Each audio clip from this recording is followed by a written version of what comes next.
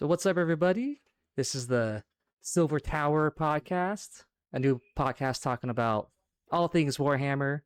Probably focus on like lore and narrative gaming, but we'll branch out into other things like events we go to, the meta of certain games, all that kind of stuff. So, and we're not just doing one Warhammer game system. We're going to talk about all of them because we play all of them. We play 40k, 30k, Age of Sigmar, Old World. So we'll talk about all those kind of subjects. Um, so yeah, let's start introducing everybody. So I'm a Shafrowski or Brandon. I have another YouTube channel where it's just kind of like a side hobby. I upload like hobby videos and um, gaming videos and stuff like that on there. Nothing crazy on that. And then next um, we got Wizard. Hi, how's it going? What's up, dude? And then we got Bush Wookie, or whatever name you want to use. No, Bushwookie's like the way to go. But Yeah. how you doing? Hell yeah. And then we got do you want to say your name or do you want to say Kicks? I'll say my name. I'm Tyler. Or Wahab. So I'm friends with Chris and Wizard. And then I like to play Warhammer. So I'm here. I like Warhammer. Yeah, hell yeah. Yeah, we're all local together. We all play in the same area. None of us are like from across the country or anything. So we're all from the same wargaming group basically.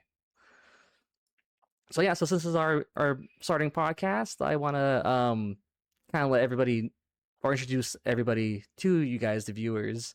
So we'll kind of go round table. We'll kind of discuss our hobby related experiences. I'll start with me. So I started playing, or I got into like Warhammer maybe like 3 years ago, basically because of the Total War games. I had fun playing those. Didn't know what the hell Warhammer really was, but we had our local Warhammer store close by, so then I checked it out. I liked all the fantasy stuff, but fantasy's dead. So the next best thing was Age of Sigmar. So then I jumped into that and basically started off with Age of Sigmar. Then when 40k 10th edition popped out, I wanted to hop on that train, so I started with 40k, got a guard army, and yeah, that's kind of like the beginning of my hobby journey. And then started going into other game systems. Tried Kill Team, doing Old World. Even right now, I think me and Tyler we're kind of getting into Conflict 47, which is pretty fun. I even did Frostgrave too, which is cool. That's like a little skirmishy kind of like RPG-ish type war game. So I'm kind of diving into all of it. And then for the hobby itself, I enjoy the painting, so I like to try to paint as good as I can. Makes me really slow though. I do go to events, so I'll go to like RTTs for Age of Sigmar usually. Not so much for 40k, but lately I've been hopping in some of the 2v or narrative Warhammer 40k events, and then of course casual pickup games here and there. But yeah, as far as events go, like RTTs or GTs, usually AoS for me. And then probably my favorite game system, I would say it's hard because I think I'm leaning more towards some of the older style ones like Old World, but I mostly play AoS, so probably AoS. But I really do love the style of like Old World, I really enjoy the more narrative RPG-ish aspects of game systems like that. And then when it comes to like my favorite faction for Warhammer, I love all the chaos stuff, but out of all chaos, I think I like Tzeentch the most. Then probably Khorne. I just think Tzeentch is cool because they're kind of like little battle wizards. They can cast spells and fuck you up in melee, usually. I'm not the best in melee, but they can do both, It's pretty heavy metal. They got heavy armor, spells, the color blue, which is a nice color. Yeah, so that's kind of my little hobby experience. Yeah, let's go to you, Tyler. Tell us about your hobby experience. What got you into the hobby and how long you've been playing? Well, West Philadelphia, born and raised. On the playground, it's where I spent most of my days. No, but in all seriousness, the way I found the hobby was like most of us dudes. It was a girl. Yeah, I was chasing a girl. She was. She was in a skater Warhammer. girl. She said And- she you later girl. Yeah. Yeah. Next thing I know, dump the girl, keep the hobby, and couldn't have made a better decision. Made a lot of friends out of it. Like, fuck that Girls bitch. are temporary. Warhammer's forever. It's been awesome. The community's really cool. Probably started about a year and a half ago now. Maybe a year, maybe 2 years if I'm being generous. I'm really into the narrative play. I'm not very good competitively, so I avoid it. Gene Stealer cults. That's where I'm at. I like Hell I like yeah. a lot of the shenanigans. Like, oh, you have to do this to do this to do this. If it's Tuesday, you can't use that unit. Like I love Yeah. the ridiculous. Yeah, so that's a little bit about me, and if while you keep listening, I mean, you'll find more and more about me. So, yeah, now I'm seducing you, listeners. Stay around. Hell yeah. He's gonna get you with that Gene Stealer taint and convert you to the Horde. Not the World of Warcraft Horde though. All right. Yeah, not that one. Yeah, Bushwookie. What about you, man? What got you into the hobby? How long you been playing? All that kind of Ooh, stuff. I've been playing for about 4 years now. It's coming up on 4 years. What got me into the hobby was the lore, actually. The insane amount of stories out there that people like that a normal person in Warhammer is doing in like what they're fighting, and the level of like high fantasy grimdark that 40K is. I just kind of fell in love with it due to the fact that like there was no other form of media out there doing that. So I I just fell in love with the hobby. Um, when it comes to my favorite faction, is the faction that I first got. That was bought for me as a Christmas present. Was Sisters of Battle, Ooh. Adeptus Sororitas. Yeah, the warrior nuns. Warrior nuns with guns. Hell yeah. Yeah. That's what actually got me into the hobby. And after like 4 years now, I have 90% of my entire faction painted. So, Right? It's gonna that's take that long. It's taking me that long. yeah. Yeah. Well, it's because I think the Sororitas has like two of the hardest models to paint. Like one is the Triumph of St. Catherine, which that took me like a month and a half to do, and then the Exorcist, which I did on a dare, which was like 12 hours. Oh But shit. no, yeah, I did it on a dare. Like, oh, you can't get it done and ready within the next day. I was like, I'm gonna do it. Bet. Bet. Those $5 are mine. Oh yeah. Yeah. What um what's pretty much solidified me into the hobby was the level of kit bashing that you can get away with. I just like kit bashing kits together, and now that I'm getting into Horus Heresy 30K, that's what I'm doing a lot, just like a lot of kit bashing and stuff like that. I know this like whole year it's been more of like me trying to kind of get my painting skills up to par so my models look nice. I know I've been told by Wizard a lot, hey, you gotta shade your stuff, get your shades and proper highlighting. Right? Get some shading on those guys. Get Yeah. those details to To be pop. fair, I hate highlighting too, but you gotta shade models, bro. Yeah, at least Else shade. it's It's a fine. minimum. Yeah. Yeah. So I'll get there in time. It's a learning process. I barely, started, like, not barely, but like I barely implemented dry brushing a lot when it comes to metallics, so it doesn't come out all super shiny. Comes out a little bit more darker over the primer. Um, I go to RTTs quite often. Um, it's like once a month to our local RTT, and then I'm starting to go out to the bigger events, the bigger GTs, like LVO. Went to that one, but it was more for like a narrative event, and then going to Palm Springs this month as well, again for another narrative event. But I'm going to be going in with a little bit of a competitive mindset, but with a not competitive army though. Oh yeah, I could go on there to event and be like, yeah, I'm gonna be a little competitive. Yeah, fuck you guys. Yeah, a But little hey, competitive. Well, a little competitive, but obviously having to punch up against everyone else. yeah, if you're bringing a weaker army, then like I guess it kind of balances out, right? Yeah, so we'll see how that goes. Nice, hell yeah, dude. All right, Wizard, what about you, man? Want to tell us about your how long you been in, what got you into it, event you go to events, all that kind of stuff, favorite faction, favorite game, So system. my actual entry into the Warhammer scene didn't start with Warhammer.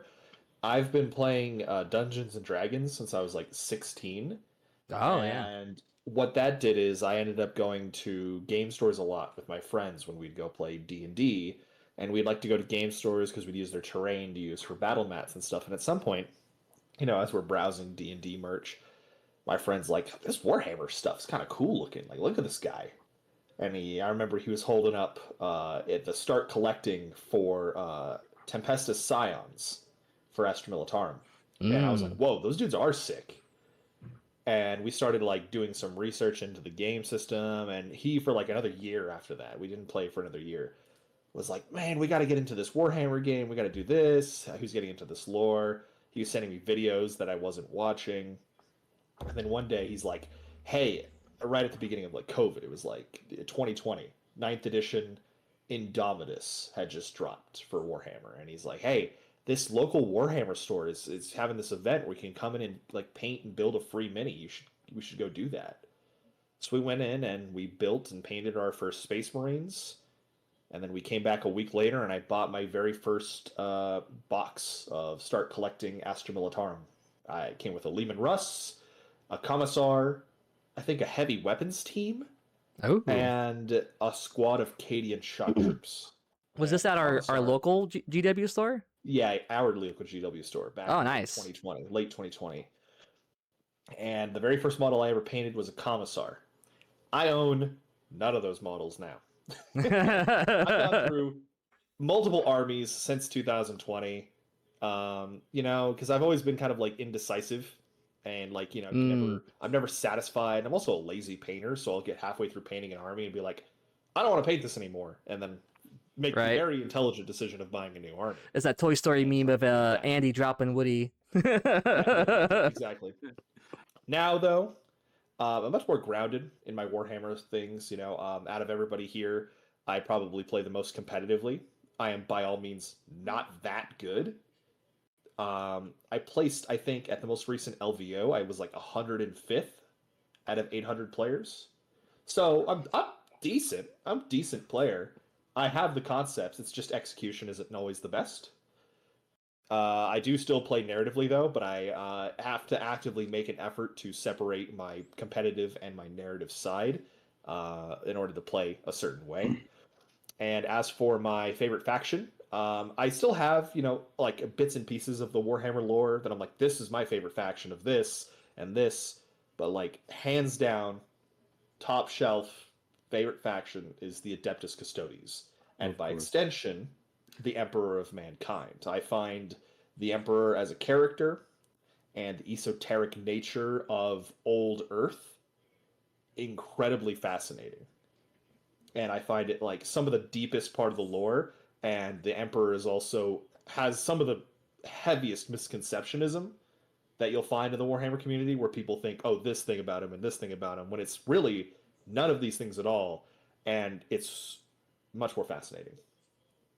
Yeah, I think what was it, when I first started learning a little bit of 40k lore and learning like the grand story of it. Yeah, it was like really interesting to like see that progression, especially when I like look at other media too. Like I guess maybe a good close comparison is kind of like Dune a little bit, if you know the Dune universe. Um, at least in some aspects, like with the AI stuff, right? And then The Emperor of Mankind, the Emperor of Mankind part, yeah, in Dune, it makes the Emperor of Mankind and Imperium in 40k look like a nice guy. I'll be honest. The Emperor in Dune is right, way worse, way more evil. yeah. he's If that's basically a got crazy that. thing to say, He's but got that it's like true. Tao mentality of like for the greater good, but at the same time he's just kind of like destroying half the fucking humanity with all of his wars and other shenanigans he's got going on. Right. Awesome, nice. Yeah, I think you said. Oh, did you say what's your favorite game system? Oh, and my favorite game system.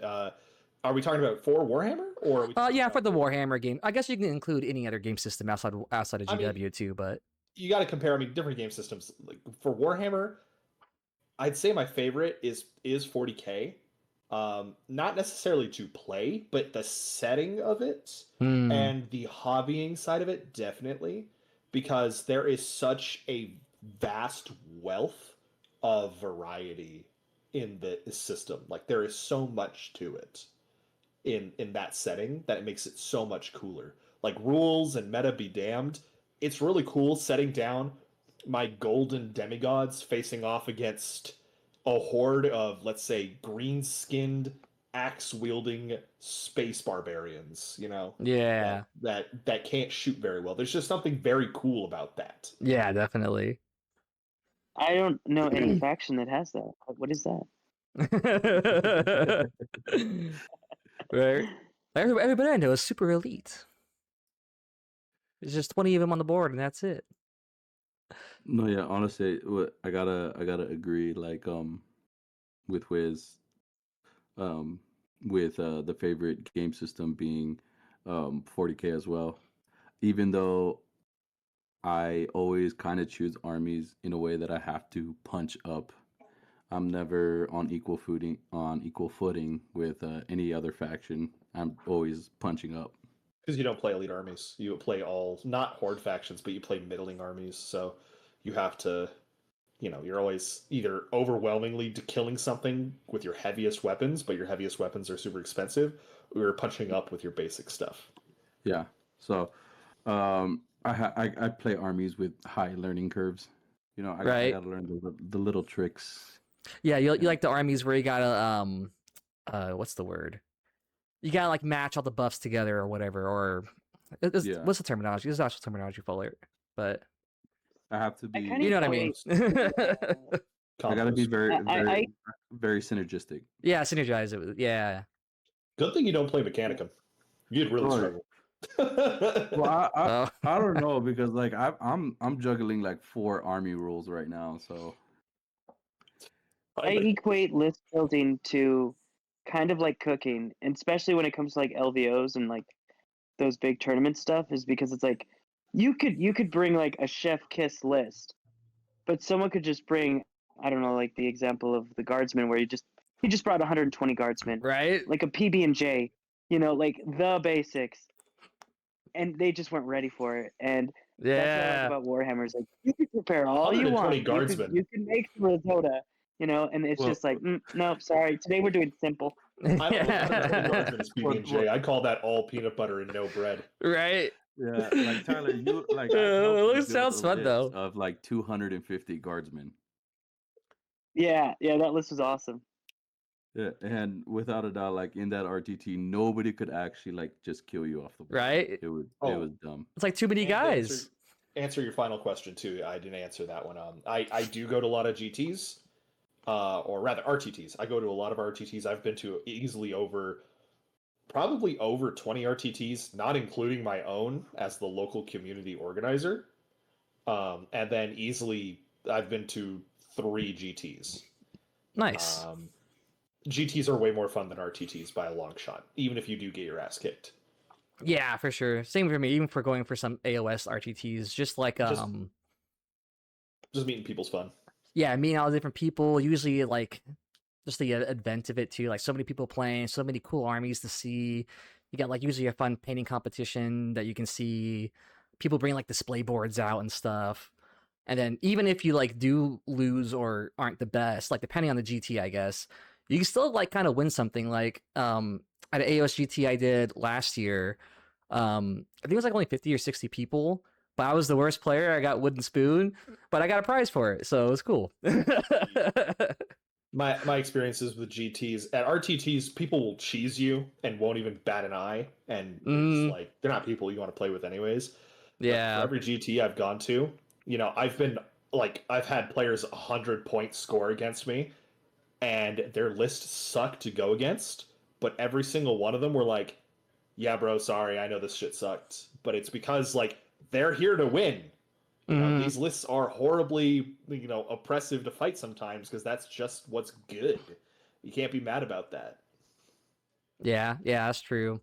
Yeah, I think most like events I've gone to, people have been pretty chill, and yeah, some of them are still very like trying hard to win, but they're not gonna kind of sacrifice like their humanity as part of it. they'll still be pretty nice to you. This gonna be like, hey, I'm trying to win, just to let you know, though.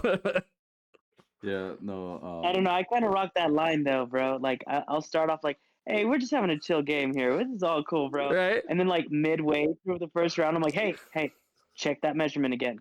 Right? Check it again." Right? Like I'm guilty of that. It's like, wait, what is your 3-inch measurement? Oh, that's a printed one? That's not accurate, dude. No, we're not gonna use that. No.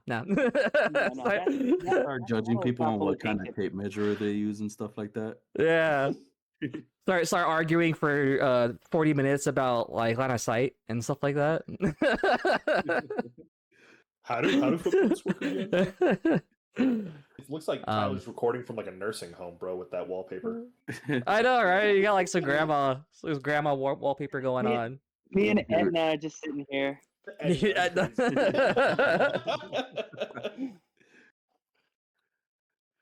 Hell yeah, dude. Dude, you getting gum down there? Getting a gum job? Jesus. Like what? Bubba. All right. Anyways, yeah. Zebra stripe. They're gonna What's with the zebra? Oh, sorry. I'll stop talking about the zebra gum. Yeah. Yeah. I guess since this, we're starting this podcast on like a new year and fresh year and all that kind of stuff, and people always like to kind of look back on the previous year and make goals for the new year. So we're kind of touch that a little bit.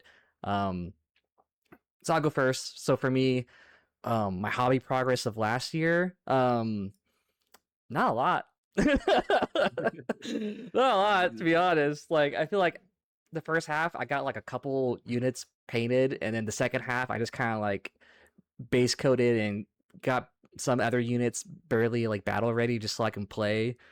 And I feel like my hobby side, I really didn't do too much, but I always go all over the place. Like I started making terrain. I made like a cool house that I left at our local store. Made Halloween terrain, which was fun. For my Zinch army for AOS, I got some like Zangors painted and Flamers and Screamers. And then just some other units like base coated. I guess I even technically got some rubrics started up now too, but they're not really battle ready yet, but they're almost there. But I did do kind of a lot of events. Like I think almost every month or every other month, I was doing RTTs, AOS RTTs down the hill, like in Santa Clarita or like Orange County area. And then I did 2 AOS GTs and went to LVO. At those all those RTTs and GTs, I sucked. I usually come last place, but it's like one of the only few ways I can like kind of play AOS sometimes because we don't have too big of a community up here, so that's kind of why I go to them. Then that's kind of really it. Yeah, the gaming, the hobbying. I guess you can technically say, no, not really. Yeah, that's it. Nothing too crazy. And then for this year though, because I kind of felt like I did a lot of like events last year and I was kind of like hindering my hobby progress, is for this year I'm probably gonna chill out on events, at least events far away. Like local events isn't really gonna be a problem because it's just easy, you just drive 15 minutes to the store or whatever. I don't have to spend half a day driving. but I don't think I'm gonna go to like RGTs or GTs as much. Like even for we have Palm Springs coming up. For that, I'm not gonna go to it for gaming, but I am gonna go there for a hobby class because that's something else I want to try to focus more on is just getting more hobby done. As in just getting more armies like battle ready and painted and built because I'm working on like 3 different armies basically at the same time. So it's just such a slow freaking process. So I kind of just want to get my stuff playable and even some other fun stuff too. Like I really want to try to make a display board for my army and kind of do like a submission for like what's it called? The at the end of the year, army best army painted? No, army just army on display. I'm getting it Armies wrong. on parade. Armies on parade, yeah. Armies Got on you, display, got you. yeah, yeah. I kind of want to try that. So I kind of need to make a display board, which would be fun because I like making that stuff too. I like making boards. And that's kind of my goal is really just focus hard on the hobby and knock out as much stuff as I can. Um, yeah. What about you, Tyler? How was your 2025, and what do you plan for 2026? So the mistakes I made in 2025 was I was like, oh, I'm just gonna throw money at this. If I'm not winning, it's because I didn't buy the biggest thing. And you know what? After wasting a bunch of money trying this army and that army, it's like, bro, read the rules. That's where the key is. That's where the sauce is. It's like just, learn your army. Once you learn your army, Mm. then the fun actually starts to beginning because then you are a Chef Ramsay. You're like, yes, chef, let's try this and let's mix this in, and especially for Gene Stealer Cult, because it's like if you're just throwing these like 1 wound, 5 up save models against, I don't know, Sisters with Flamers, it's like, you're done. But if you prep it, if you actually understand what you're supposed to be doing, you become really invested in the hobby. And I think this year's kind of goal is, um, I do a lot of traveling for work. So shout out to the boys for getting me a professional case. So Hell I don't yeah. carry my army in a makeup bag anymore. No more L'Oreal cases. That's cool. Now that I have a professional one, I travel, so I'm probably gonna see if I could hit up a RTT or GT out in all the different places that I have to work, because those communities, when you see them play, it's like world of difference. Oh Sometimes yeah, these GTs are kills, sometimes they're brutal, bro. they got like their own little like cultures too, kind of like Yeah, their own little like like I don't know what you're hobby saying. culture. What do you mean? Yeah, they're like, yeah. So that's the goal. The goal is like learn my army and kick butt around the United States. Hell yeah, man. Nice. Sounds good. What about you, Bushwookie? So, when it comes to 2025, it was basically learning my 4 armies and leveling up my paint skill, which I believe I've done compared to my very first model I have ever painted to my current models on how they're looking. Um, so I think now it's more getting into the kit bashing side, Nice. making those super unique, one of a kind models, and getting those all painted up and fielded, and taking all those nice pictures. And then I think like getting a little bit more competitive now, start dipping into Mm. meta list builds and stuff like that to compete at like LVO and the Palm Springs opening and stuff like that. You're Like, thirsty for blood. yeah, start going out there, especially with 11th edition on the horizon. Hmm. You know, I got 4 armies to choose from. Who's gonna smack the hardest. Oh yeah, that too. With like 11th edition probably coming out, that kind of makes you want to focus more on 40K, just because it's a new game edition, so it's exciting. So it's Yeah, like why not just kind of focus on 40K for a little bit this year? yeah, and don't get me wrong, I still want to get my Horus Heresy army painted and on the board and all that. And that's a slow progress coming into fruition. It's just um, painting a bunch of hazard stripes and stuff like that. And making sure all the lines are straight and shit like that. Oh God, yeah. Yeah, hazard stripes are no joke. It's just a bit of a process in doing it and all that. But now that I have like my towel painted, my sister's painted, my knights, I'm starting to work on them slowly but surely. Oh hell yeah. Yeah. So and then my Chaos Space Marines. That's where I want to start kit bashing and getting real fun with it. Even though they're going to be one of my competitive armies, uh, I want it to be a little bit more of me. Yeah, like make the army kind of to your personality, your taste Yeah. with the kit bashing and stuff. Yeah. Yeah. Yeah, kit bashing is pretty fun. Like usually I've done simple stuff like adding a head or swapping an arm. I want to try to do some more kit bashing too. With Zinch is kind of like easy because Zinch is all supposed to be like Eldritch and mutated and tentacles and whatever. So you Yeah. literally can just mash shit together and you're like, yeah, it's Zinch. That makes sense.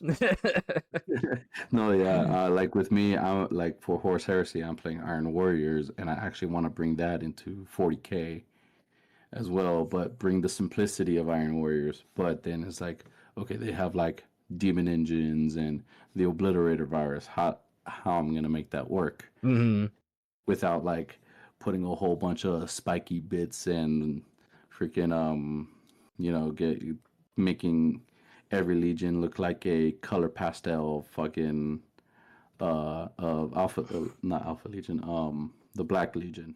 Yeah, like we got every chaos god represented in there. Yeah, We but have I orange, pinks, and blues and no no greens no no everywhere. no nothing like that. No, like I want Iron Warriors to be in 40K. Mm. So I just want to keep it, keep the armor simple, very little trim, no spikes, no overly designed chain swords. Um, it's just like the demon engines that are gonna be a little bit out there, or like I believe you've seen. I know Tyler and Wiz have seen my demon prince, the one that I made out of a iron, like an iron circle automaton. Oh yeah, I think I saw a picture of it. I never saw it in person, but yeah, Yeah, so that one's like completely built. It's just now it needs to be painted now. nice. But it's a process.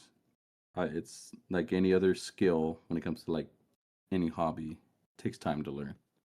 Yeah, exactly. A lot of repetition. Kind of like what we were talking about a little bit before we started recording. Like you were saying how you hated painting skin, and I've been painting like a lot of skin because of like Zangors and all the other guys. So now I feel like I'm really comfortable with painting skin. Well, Like even that last like Chaos Dwarf guy I did, I painted his gray skin, and it actually looks like pretty solid. no, I think I got it down. yeah, I absolutely hate painting like any sort of skin tone. I just struggle with it.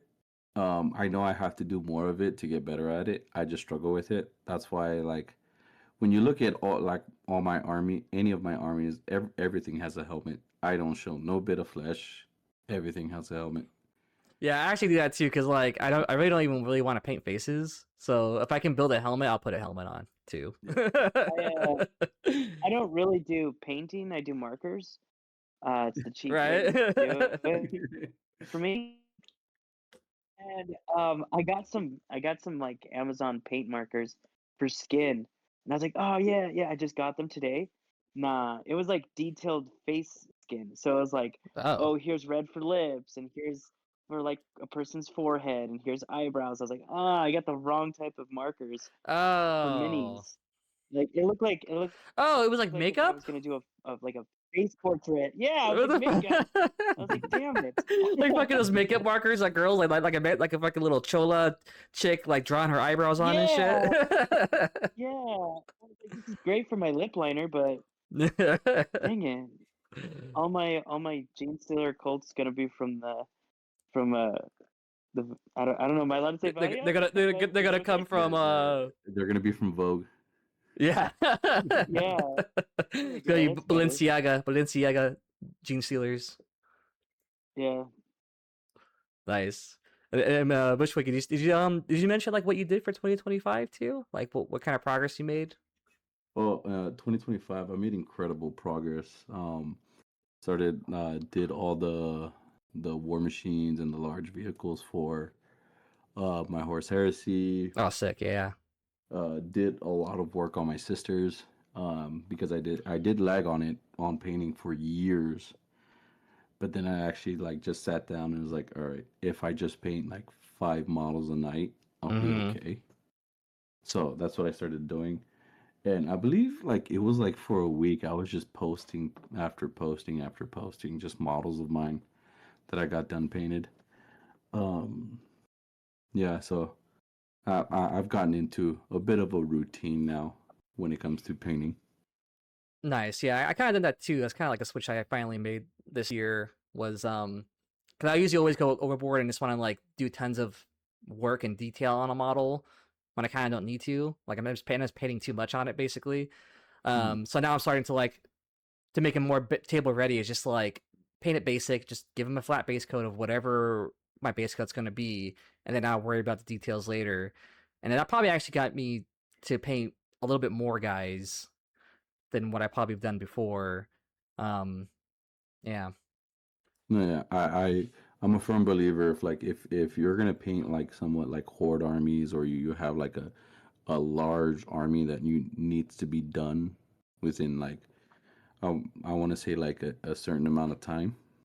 Hmm. Doing like a set number a night where you're not like staying up Right. till like 2 a.m. to paint to get something done is like, or you're not doing what I used to do, which was especially when sisters were top of the board when it came to competitive play.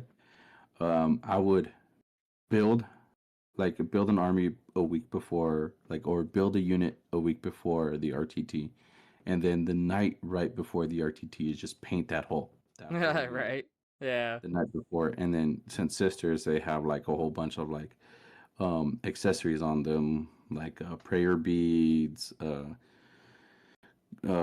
like bunch of gold ornaments or stuff like that on their armor, like just so much additives on their armor. It made me pretty much stay up all night to get it all done, get it all painted, all ready to go, and not even do any basing on them. Just paint the model. Let's go. Yeah. Yeah. Well, I think I did another that a thing little that bit. So go ahead. that's cool. Another thing that kind of came up. Another thing that came up is we have another mutual friend. Um, I don't know if we're allowed to say his name. He's a Space Wolves player. He doesn't paint his models, but he's Yeah. enthusiastic about glow in the dark paint. And Yeah. yeah, dude, because he's enthusiastic about glow in the dark paint, he's actually painting his models. So maybe that's another thing. Like, there's another tip there is like, Mm-hmm. all right, maybe you're there just for the gameplay or whatever. But like me, like I'm just there for the gameplay. But like, if you can make your paint scheme cool in your point of view, that's what will get you painting your models. Find a theme, Yeah, Yeah. that is motivating. That's kind of what's actually motivating me to paint my rubrics a little bit more. Is because I'm using the Turbo Dork paint, and that's like almost like this iridescent type, almost like retro looking paint. And the style I'm trying to do, or the method I'm trying to do, is like I'm trying to like mix and match some of the paint. So I'm gonna be using like the purple shifters for like the shadows, and then like these bright blue ones for the highlights, and airbrush it on to make it really easy and quick. And it's pretty cool. It actually turns out kind of easy and makes the painting easier, especially for like Rubik Marines. And then all I got to do is just like hit the trim, paint the gun, I'm done. So that's kind of like what I'm doing for those guys. Yeah, no, it was the same thing for my sisters. As soon as I found like a solid paint scheme for every single unit, it started flying by really quickly. Hmm. Just knocking out models, just all right, I gotta just prime it this way and then do a little bit of dry brushing here and there, a little bit of detail here and there, and then boom, done. I'm done with like a Paragon warsuit in like 15-20 minutes. And Nice. then the whole squad will be done within like a whole 3-man Paragon suit squad will be done in like an hour. and then I don't have to worry about it for the rest of the day. Yeah. Just yeah, as soon as like you're locked in on like a paint scheme, you're good. Yeah, it definitely helps. Yeah. All right. Yeah. What Yeah. about you, And then Wizard? when you're playing with them, yeah. Oh, You're good, dude. I'm Yeah, sorry. finish Once your I get saying. on the topic, I love Finish it. something. Dude, I gotta get in there. You guys are riffing. You're chilling. Yeah. Finish it up, and then we'll move on to Wizards. Or did you lose your train of thought? Oh, you talking to me, bro? Yeah. Go ahead. Yeah, finish what you want to talk about. Yeah. So like, I was gonna. Damn it, I did forget it. Did you forget it? No. He's gonna remember halfway through my monologue. Right. Yeah, it always happens. So 2025, what happened for me? I went to my to the 3 GTs. I went to my first 3 GTs. Palm Springs Open. I went to LVO, and I went to the convention floor for one day of the Cali Cup down. I think it was in Cali Cup. Is that usually San I think it was Diego? Corona. I can't remember. Was it Corona? I can't remember where it Oh. was, but it was down there, and it was pretty cool. Obviously very fun. I also finished for the very first time in my Warhammer, I guess career? I don't know how you say it. Fully painted my Adeptus Custodes. Like I still have more Custodes to paint, but as my go-to list and all my important models, I have over 2,000 points painted. So I have a complete, essentially, army painted at this point. That's a feat for me, considering I was one of those people that always hated painting. But it seemed like Custodes paint scheme actually came really natural to me. And no, I don't just spray the whole thing and then just, wash it. Spray it gold and give it a I've wash. seen other people do Custodes, and I'm like, you didn't fucking paint these. Like that, you can't just spray something gold, like paint the blade on the spear, and then wash the whole thing with a shader and call it done. No. Right. I pick out all the filigree and all the designs in a different shade of gold. That way it pops off the rest of the armor. I color all the cloaks. I shade all the cloaks. I highlight the cloaks. I painted lightning on my blades, like you see in the Custodes artwork. Yeah, that's cool. The GW's painted models. I did the whole 9. Everything. And I'm very proud of them. They're very beautiful. I imagine that if the Master of Mankind ever came to the tabletop, he would have his companions ready for him to walk beside. Right. They'll be parade ready. Correct. My goals for 26. I picked my Space Marines back up that I've had in the back pocket. I've been on the fence about selling them off completely or restarting them. I'm picking them back up, especially now that I'm getting back into the narrative scene. I mentioned before that even the guys here, I'm the local event organizer for the most part for 40K or Horus Heresy and stuff like that. And you can't play Custodes at a narrative, as I felt I shouldn't do before, and then I took them to one of my narratives and they never died, and I was like, yeah, that's not cool. Oh shit. No more.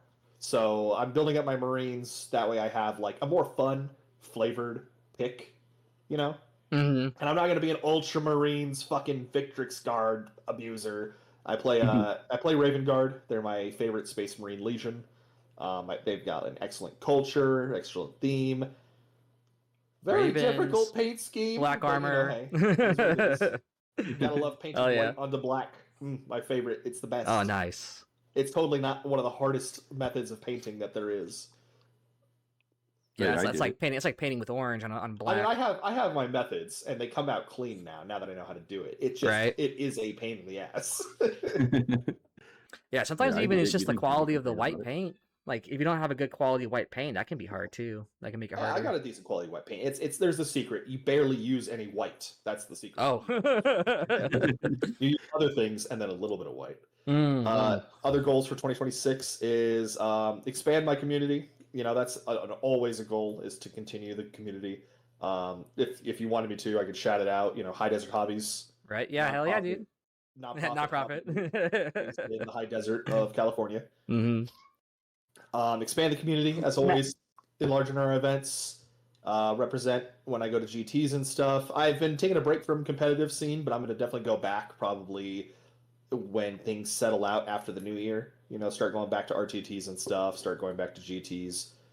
Going to the Warhammer Open in a couple weeks as well for their grand Nice. narrative. Gonna take my Marines to that. Very excited for that. And yeah, basically just do the same shit I've been doing, just do it better. Nice. Yeah, that's your little 2026 hobby goal is same shit but better. Same shit but better. Yeah. There's always room for improvement. Right. So, quick tidbit about the spray painting thing. Yeah, like you just Wiz is totally right. You just can't spray paint anything. I had Chaos Demons, and I spray painted them with like patio spray painter for And they outdoor use. fucking they were like drooping, and I'm like, oh. Wait, was that your demonettes? Was it those ones? Those The are bloodletters. demons, yeah, dude. Yeah. Oh, was it It bloodletters? was so funny because I sold them, and the guy's like, "Hey, so what kind of paint did you use?" And I was like, "I don't know. You want them or not?" And he was just like later on, he was just like, "Dude, whatever you used, it's not coming off." I was like, "Yeah, can't it's believe for you outdoor managed to use." sell it. It's like those glittery demonette ones I tried painting for you, and like I tried getting the glitter off, and Yeah. it wouldn't come off, dude. I soaked it, I washed it, I was brushing it, like, and then it was like Yeah, textured it was because of it for, too. yeah, it was like outdoor patio furniture spray paint, and I was Oh, just like, jeez, whatever, dude. it's red. There's The times guy's where, like, "Dude, you used red, and it's not even a red demon character." I was like, it is what it is." always looking for the cheap way to do things. I mean, you can use like hardware store rattle cans, but yeah, you gotta be careful with what brand you use. Like, I don't think you can use like car Never use primer. Ever. There is a reason that there are abundance beyond Citadel hobby paints. Me personally, I've been investing in another paint brand called the Color Forge. Oh, They're nice. really interesting because they have, and I haven't painted anything in extense with these, but I have spray tested a few models.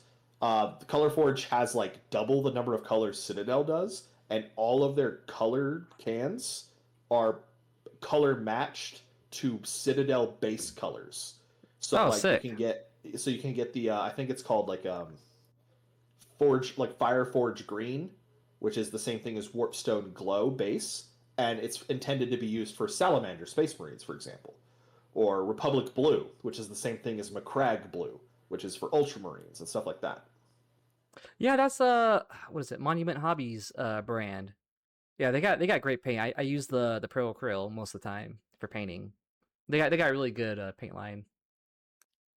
Yeah, me personally, I usually deal with like a army painter. I know I use Citadel primers, but when it comes to actual paint, I do use the army painter brand. It's worked phenomenal for me, in all honesty.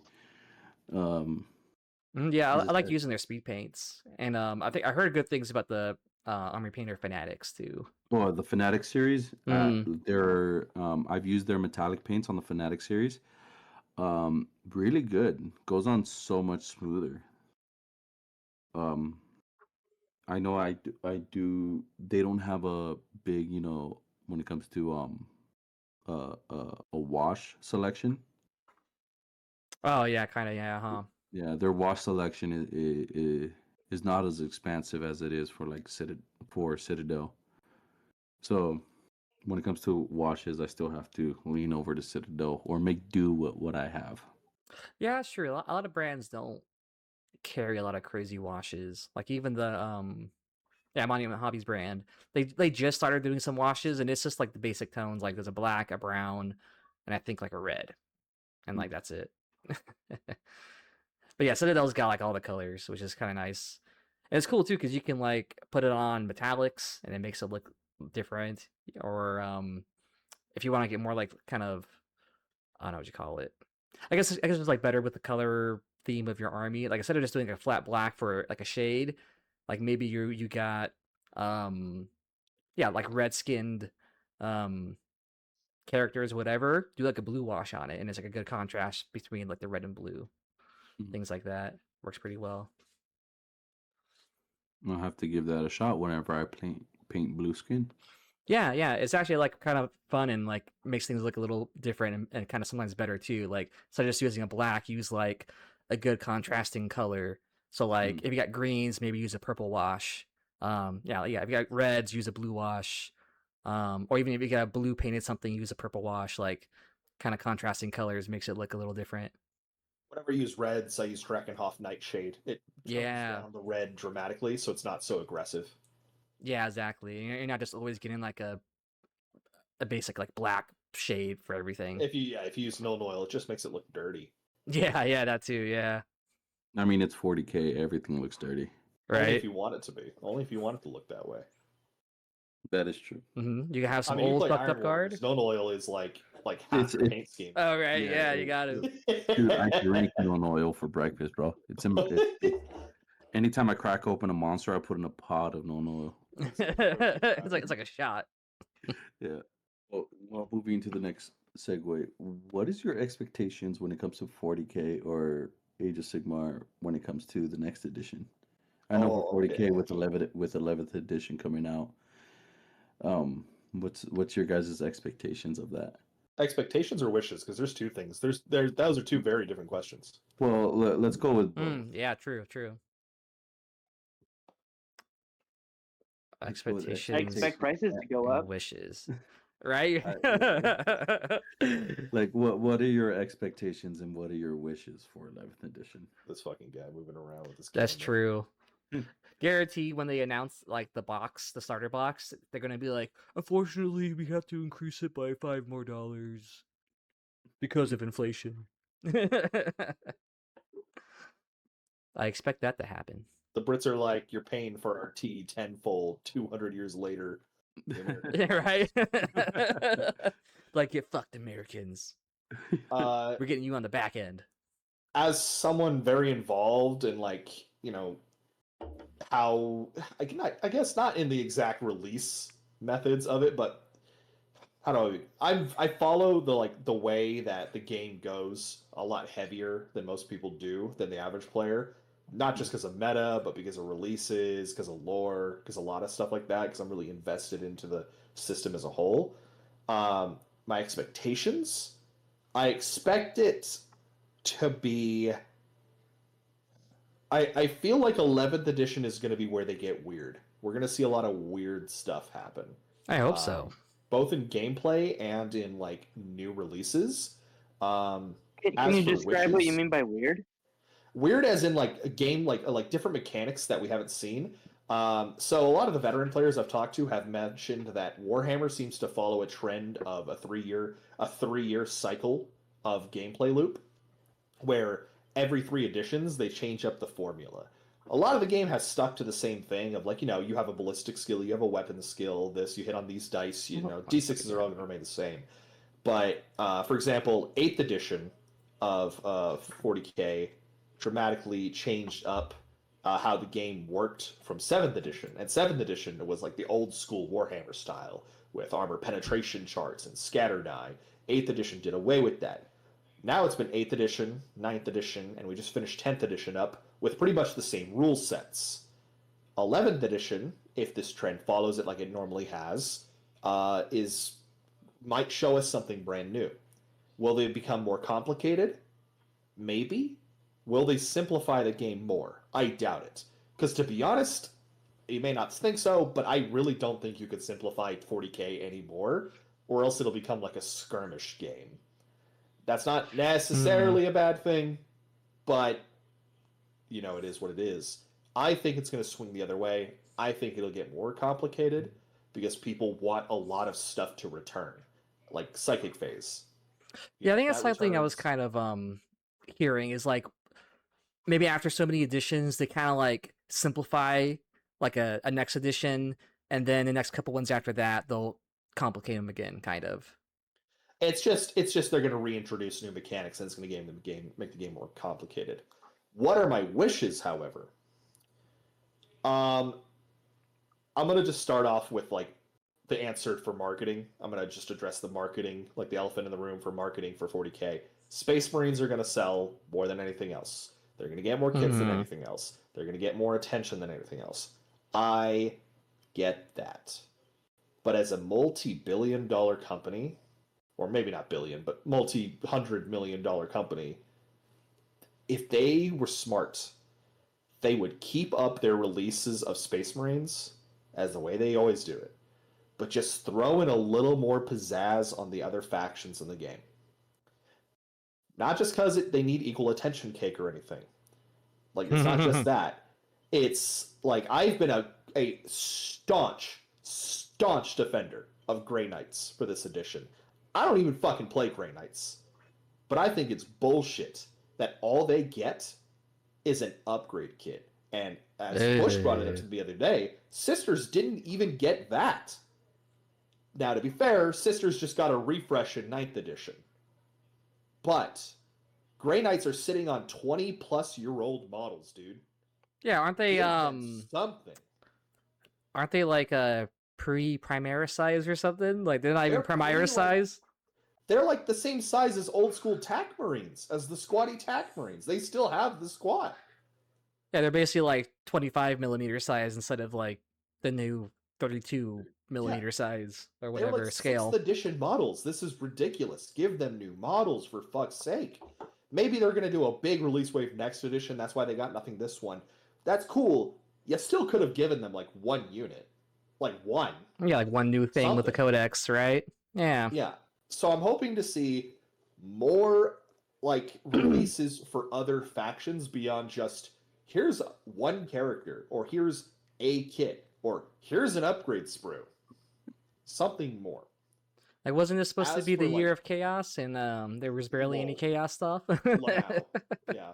I mean, we're getting a little bit more chaos. It's like a couple months delayed. We got, what's his face? Huron Blackheart and the Red Corsairs. That's kind of cool. That's really cool that they're giving attention to Red Corsairs. Red Corsairs is a pretty cool part of the lore. Out of left field, I think there's other chaos factions that should have got attention before them, but hey, I'm not going to complain. It's not a complaint. It's just an observation. My wishes I think there's a big... go for it, Wiz. Oh, I was going to say, my wishes for next edition. I want them to introduce a new faction that people have been asking for a while, and I know Cap will play them if they introduce Dark Mechanicus. Yeah. Dark Mechanicus would be so sick. That would be cool. I would like that too. Yeah. Because it'd actually be very easy for them to market it. It'd be a very easy way to clear off their shelves and stuff. You take the introduction that you did for Chaos Knights from Imperial Knights, where you just, when they first released Chaos Knights as a faction, they didn't have their own models. You just took Imperial Knights and you chaosed them up. You could do the same thing. You could do the same thing for Dark Mechanicum.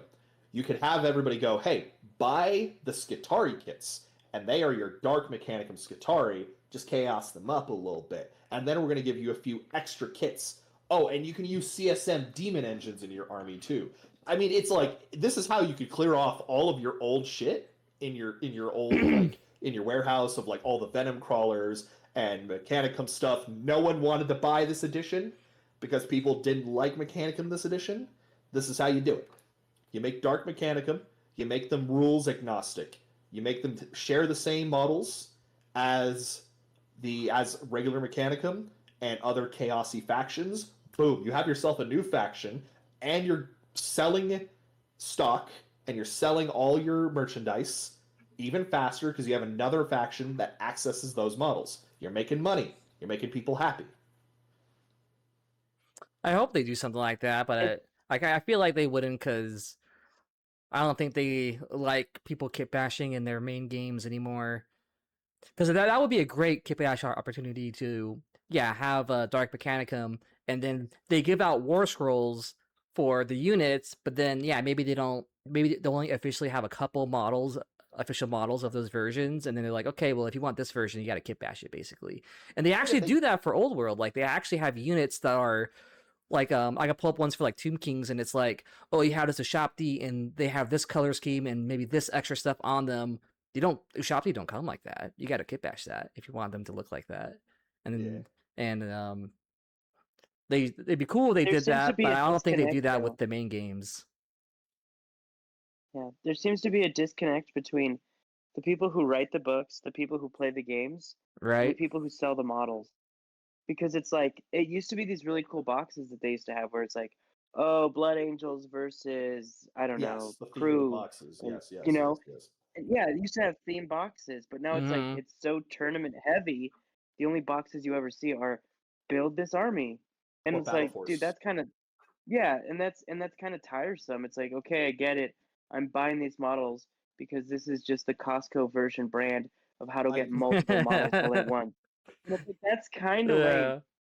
I want to start doing missions as a narrative player where I buy a box and it's Custodes versus Gene Stealers, like and Shadow Throne. they tell Yeah. me there's yeah, like Shadow Throne, like there's a storyline in which I can make it into a campaign.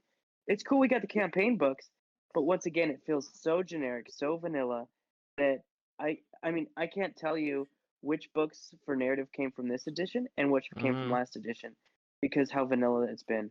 That's actually something Yeah. they should do with the main games where what Old World is doing, where they have the arcane journals, and every arcane journal, it's not just for like a specific faction. It's like anybody can actually use it. So like an arcane journal, like what I think the most recent one they have was like a chaos one where they introduced these new like chaos marauder units, but then they have like an extra game mode you can play where it's like smaller scale, or they add in some extra stuff that like other people can play in or play with. So it's not just for like, okay, well, yeah, I got my Chaos Marauder Arcane Journal. There's also like universal stuff in there that expands on the game. And people have been loving that with Old World, those Arcane Journals. So if like 40K or even AoS could like implement that, that'd be good, I think, in general. I think everybody would like that. That's what the Crusade books are supposed to be about, but they're Right? like Tyler said, they're pretty generic. Yeah, Pretty I even vanilla. think it even seems like so far, or at least with 10th edition, they didn't even go as crazy with the narrative stuff too. Because how many is there two Crusade books right now? I think for There's been 40K four. or for 10th There's edition. 4. Oh, Yeah, there's there's been four. four. Oh, okay, never mind. There Yeah. was Leviathan, there was Yep. Pariah Nexus, Nachmund, and Armageddon. Yeah. Ah, okay.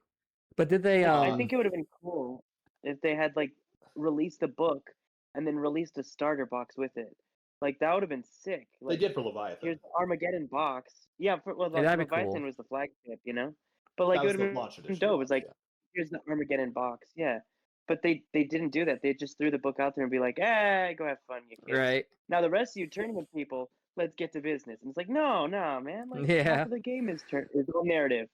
Actually, even I don't think that long ago, 'cause I got a AOS box. It was called like Arcane Cataclysm, and it was yeah, it was Zinch against Lumineth, which is like the kind of like the high elves in AOS, and was an actual cool thing in that like versus box set is it came with like a little booklet, and it actually had like their own little custom battle plans for just using those two armies. And it like scaled it up too. It was like, okay, the first battle plan only uses like 3 units, and it's these 3 units against the other 3 units. And then the next battle plan, it's like half of them, and the next battle plan is all of them. And they have like, it was just cool to see like they had like that one little box set basically had like its own little game mode you can play with just those two armies and the models it contained. And I was like, wow, that's really cool that like this had that. And like no other box I ever got had something like that. Even the other 2v2 boxes I've gotten for other stuff. So I don't know. That would have been cool to What you're have just- more of. What Tyler described is a great point. I didn't even think about it till he described it, but like having these like faction themed boxes during the middle of the edition, yeah, it's like, yeah, wait a minute. 9th edition had some really good shit. I mean, and not every single one of these boxes is a hit, and that may be why they don't do it anymore. But it is something they should do because, to be fair, they're cool boxes. Like last edition, I can think of off the top of my head, they had Eldritch Omens, which introduced the brand new Chaos Warpsmith and Chosen models. Yeah. And then it had versus Eldar, the new Autarch, Rangers, and Shade Runner models. And so it's like they were all brand new models released as a combo kit for like 200-ish bucks, a little bit less than a Battle Force, but it had less models than a Battle Force, and it came with a couple of like custom missions for it. That was Along with all the badass. models and stuff. And then they had something like Shadow Throne, which was another like little miniature narrative thing, which was took place on Terra itself, and it was the Adeptus Custodes taking on a Gene Stealer cult that had been established on Terra, and that had no new Adeptus Custodes models other than the Blade Champion, because the Blade Champion was and the Wardens. It had Wardens too, were the 9th edition releases. versus like the GSC's new stuff, like the Abominates, which were brand new at the time, or like the Aberrants, right? The guys with the fucking stop signs and pick hammers, right, Tyler? Yeah, I think they were the 9th edition release. So they had like, yeah, both these boxes had like some of the models, not all, but some of the models that were brand new to that edition, comboed together into a themed box with like custom missions and stuff. And I mean, I don't know how well they sold, so I can't speak on that. I can't pretend like they sold super well or anything, but I feel like you could do that still, and I don't feel like you'd lose any money. I feel like if anything, you'd just gain money off of it because people want to buy them. I mean, look at the battle forces; they fly off the shelves. I can see these selling. It just more flavor other than a release schedule. You know, it's something. Yeah. Make it more than just a series of dates. Make it something people are excited to see and like, I want to get that. Yeah. You know what? I think it'd be good for 11th edition too is if they damn it, what you call it? I guess they like some like better. Well, like I guess like two things. One, take some notes off of AoS Spearhead and make Combat Patrol actually Fun. fucking good. Yeah. Like instead of like make it an actual game system and not just some like weird tacked on fucking thing. Yeah, it's because 40K narrative to tabletop. People are like, there's no narrative influence. That's nothing lore accurate on the tabletop anymore. And it's like, try playing Combat Patrol and you realize why it's so unbalanced that it is Yeah. the case. Like, pick the Adeptus Custodes Combat Patrol versus God, any other army in the game. Right. Yeah. I mean, I guess they'd be fair to like or they'd be like honest about it. Like Spearhead isn't even all that balanced. There's still like some armies that are just way like S tier compared to like some other ones. Like actually my Zinch Spearhead sucks dick, but I can still go up against other factions that are like depending what they are. Still a tabletop like strategy game. Yeah. That are unbalanced. It's just a matter of to which degree. But at least like with the Spearhead format, they actually change rules and even war scrolls to be more balanced towards each other. You know, like the movement maybe is shorter. They take off some abilities, so like the elite units are not as strong, and maybe the horde weaker units can be a little stronger, and things like that. They probably need to implement changes like that. It does. They do that in Combat Patrol as well. The Oh yeah, that's true. Yeah, kind of. Yeah. They don't change stats. It's just abilities that get changed. So stat some models like it's just all the high toughness armies. It's like Death Guard, Dark Angels, as I know, is pretty good. Adeptus Custodes, obviously, and then I think I want to say the. Oh man, I think it's the Krieg box is actually kind of strong too. Oh, nice. Hell yeah. Because the Krieg box comes like a heavy weapon squad, a Chimera, I think. Yeah, like they got actually like good stuff. Yeah, the Tau box is actually not that bad either. It's not bad. Yeah, it's not. Oh, bad. Nice. The one with the ghost keel though. Yep. The other two are But what kind of sucks though is it seems like nobody's interested in playing like Combat Patrol games though. Well, to be fair, it never was supposed to be the draw to 40K. Yeah. You know, at least with AoS, they like Spearhead has always been like an established thing. For 40K, Combat Patrol wasn't a game mode; it was just a box type. Now, yeah. Well, same for AoS too. Well, actually, AoS it was a box type, and then they turned it into a game mode basically because the Spearhead. Oh no, not at all. Yeah, it was the same thing. It was a box type, and then when the what is it? We're on 4th edition. Yeah, 4th edition came out. Then they made the game system off the same name, or that little mini sub game system. But I even go select the organization too. Like the thing I liked, like from 3rd edition AOS to 4th edition AOS was the way they just organized the rules. Like some things are color coded, which kind of is nicer.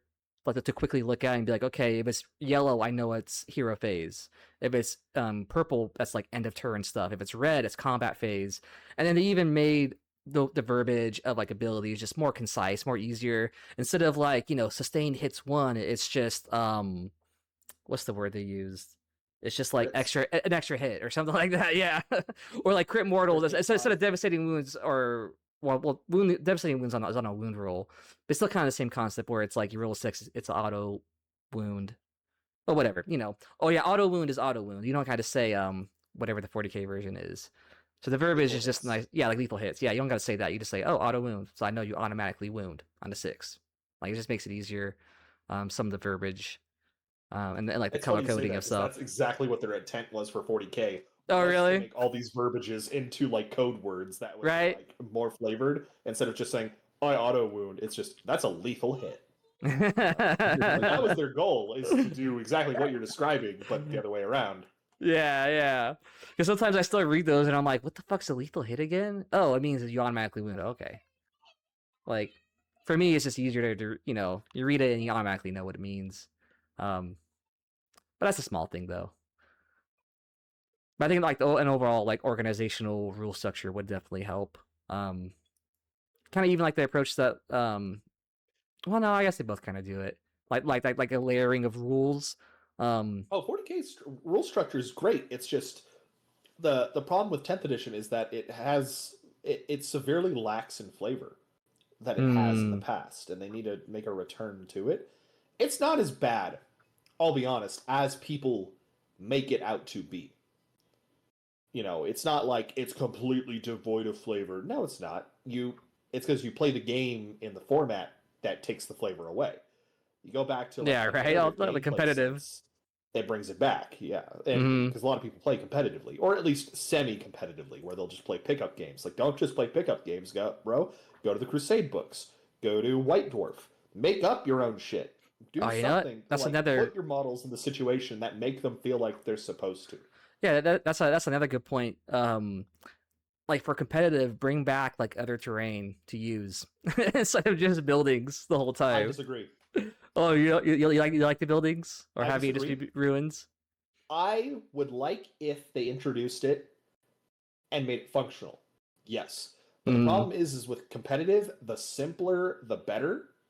So by making everything ruins and footprints, it keeps things simple, it keeps things balanced. You don't got to worry about terrain anymore. You don't got to worry about balancing around terrain. Now you just focus on armies. So they learned that problem from 9th edition. So I want them, I agree with you, I want them to do that, but it won't work. It's too hard to balance that and armies around each other. Yeah. It's not like AoS, where AoS, it's like terrain does stuff. Like, like factions Well, even can in do stuff. now in AoS, it's not even that crazy. There's only like really 2 or 3 rules that happen off the terrain. Either it's on a black line of sight. You can try to get cover, but it's harder than in 40k, like because you got to have every model behind the terrain piece or on it to even get the cover.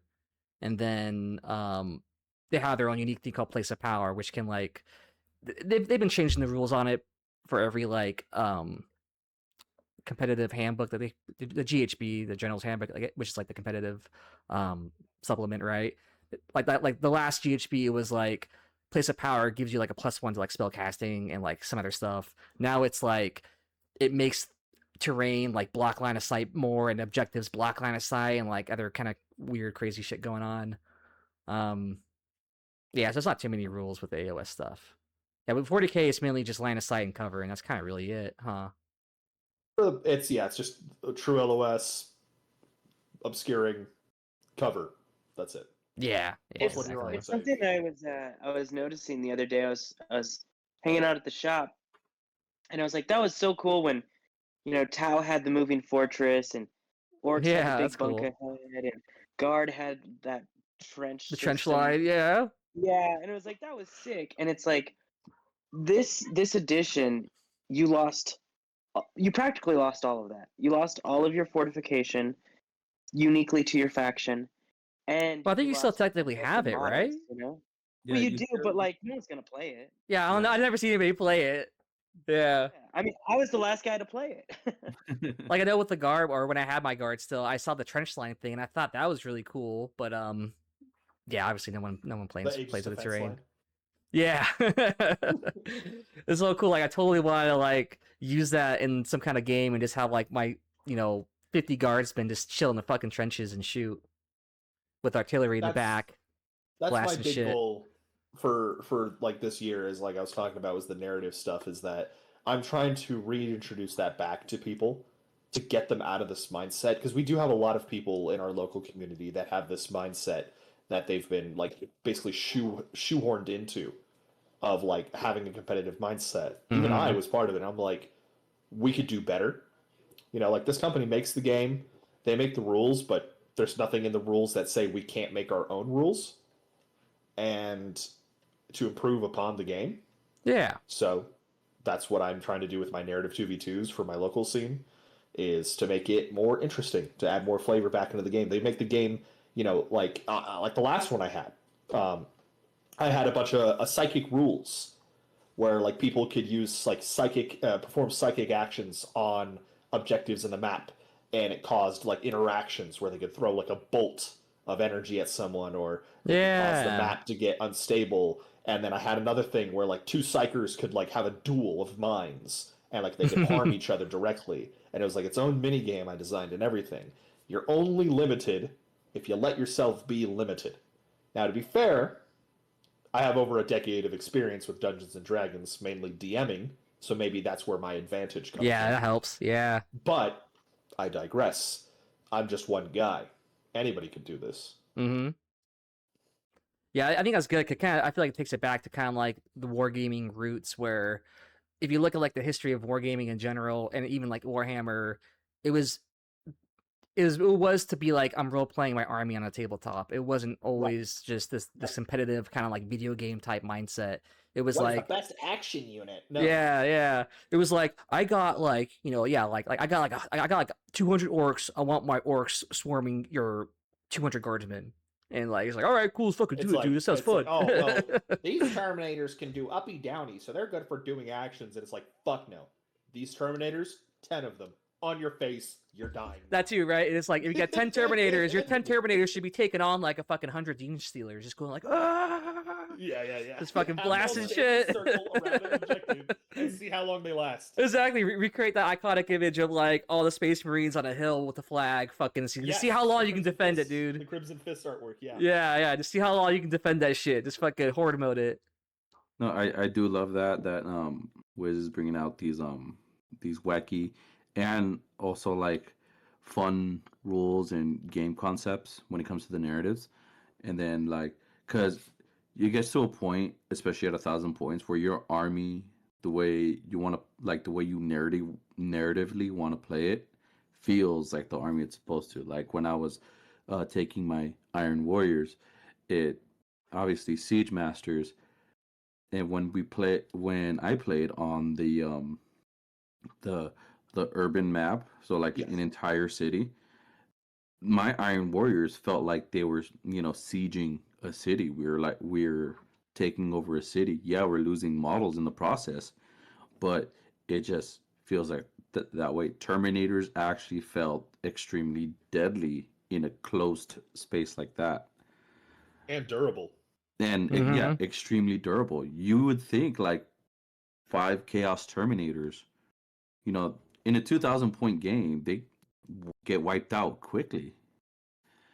But in 1,000 points, where it's like the choices on what you bring really matter if you want to play narratively, Terminators feel almost unkillable, as Terminators kind of should be.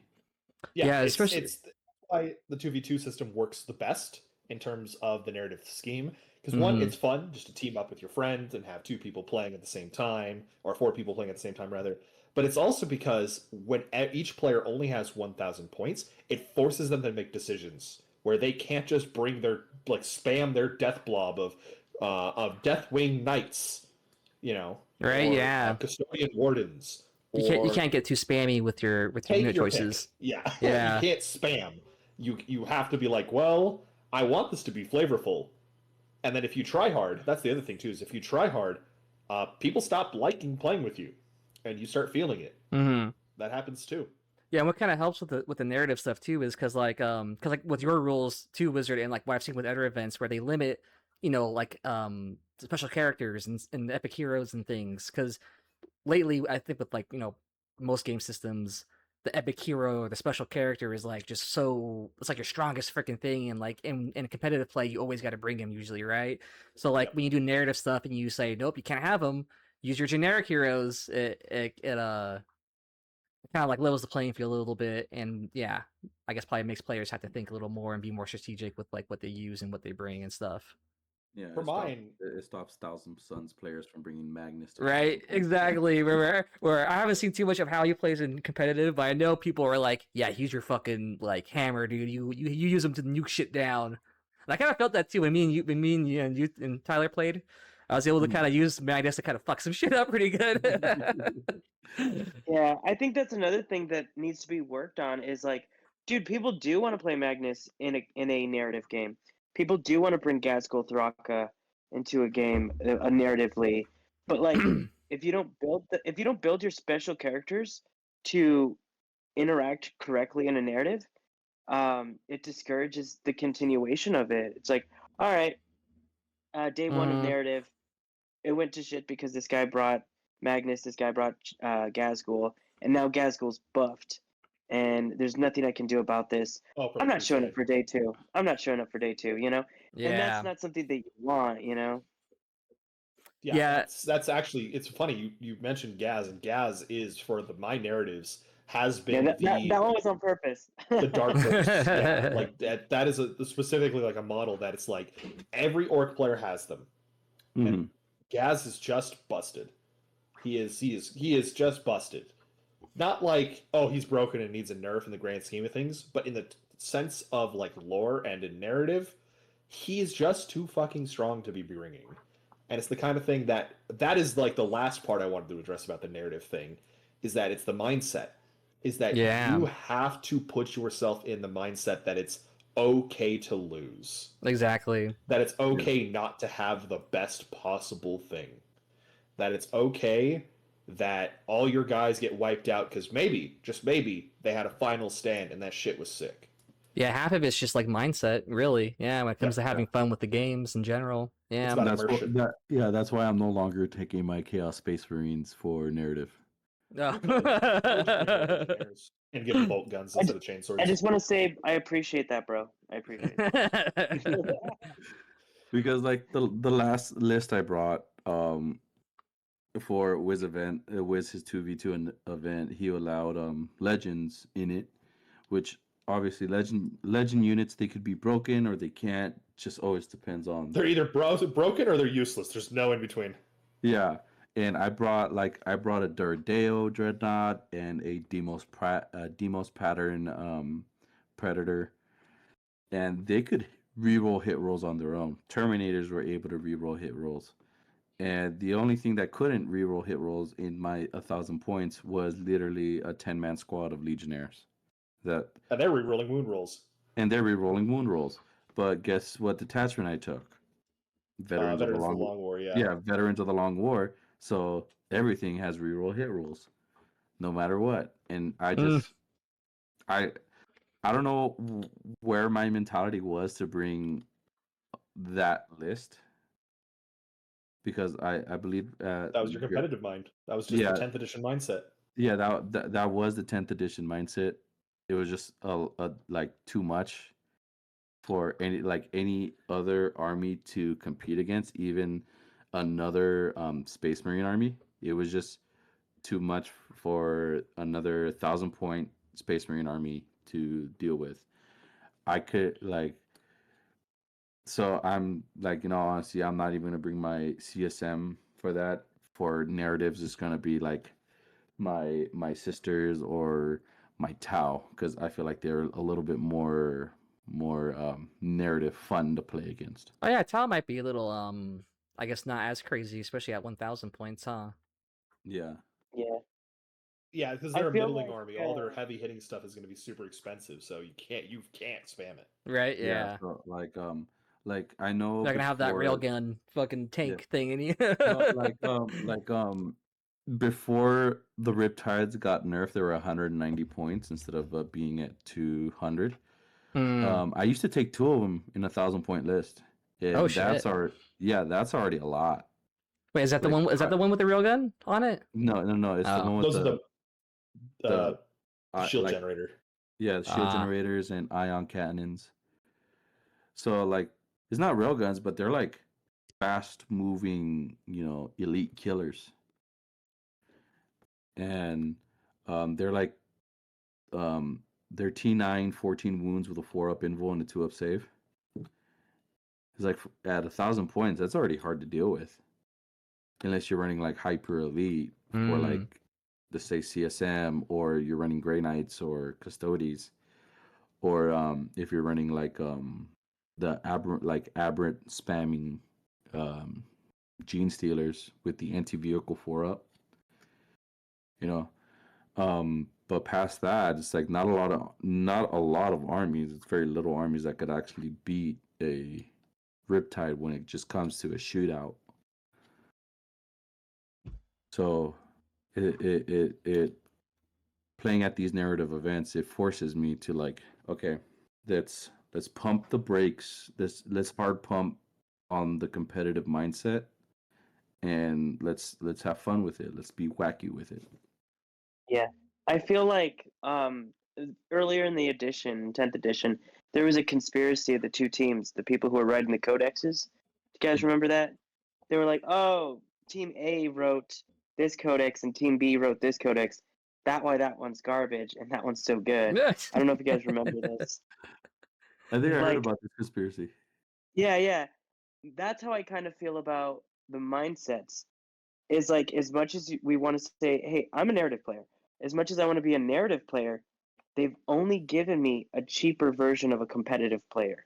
The narrative books honestly need their own formatting, and that's where I kind of think that they need narrative boxes again, because narratively, I do want to take Gaz, I do want to take Magnus, because I want them to do some epic shit. But you can't take the competitive stats of Gaz to a narrative play. Yeah, that's a good idea. And that's what needs to change. Make like narrative war scrolls for some of these guys, where like maybe you nerf them a bit, but maybe also give them some fun, flavorful stuff as well. That isn't just like pure stat boosts or something. Well, to add on, stats, but the only way they can get them is if they unlock some type of achievement in the campaign. Oh yeah, that'd be cool too. Yeah, make it like a little roleplay element. Like you only get stronger if you complete these little like side quests kind of thing. Yeah. To add on to kind of Tyler's perspective on, the narrative being its own format. I actually think like narrative, the way it was intended, was like when that you use like your codex for the narrative event. You don't use like the updated rules, the updated FAQs. You just throw that out the window and then just use your codex for like more of a narrative play. So some armies, obviously, when their codex came out, feel a little bit more broken. Some feel a little bit more balanced out, and some are somewhat like worthless. I understand that, but when the codex came out, I feel like that's the intended way the army is supposed to be played for narratively. Yeah, I like when for example, I think Sisters and Gene Stealer Cult came out at the same time, and both of our codex was booty cheeks. Like they were bad. Right? Sir, my codex wasn't booty cheeks. Mine was bad because like I had the Brood Brothers detachment, and it was like, great, you can bring Astra Militarum with you. They can't interact with any Gene Stealer stuff. I was like, what? Yeah. Like that's so lame. Make rule sets like that, yeah. Or like I would have a detachment, and only a third of my army could get any bonuses. Like I was like, oh, that sucks too, right? Not to. Yeah, I am criticizing the team. Whatever. Like, if they were to say, hey, here's the story of blah blah blah, right? Yeah, here's the story of blah blah blah, the Gene Stealer, and he's your coolest Gene Stealer ever, and as you play battles, he's gonna get better. That would be really cool into an RPG element style. Or, here's the story of Magnus, and we're gonna slowly watch him learn more spells as you go throughout the campaign. Because giving me the OP stuff out the gate doesn't make me earn anything. That's how I feel. Tournaments, Mhm. you should come hard as nails to a tournament Mhm. because that's what you're trying to do. Yeah. But narrative, maybe come in poopy soft, like Well, because we want you to grow. Just, no, just, just I, chubs, a little fluffed up, just a little chubby, no, I little chubster understand what going in. I understand what you're saying. But like, let's take my sisters at when their codex first dropped. They were like Bringers of the Flame detachment was the go-to detachment. Everything had assault. It was all vehicle based. So you took rhinos, you took emulators, you'd start doing like jumping in and out of vehicle shenanigans. You know, freaking giving that. This is when like freaking devastating wounds on flamers was only 1 CP instead of 2 CP. But sisters were a bit what's it called?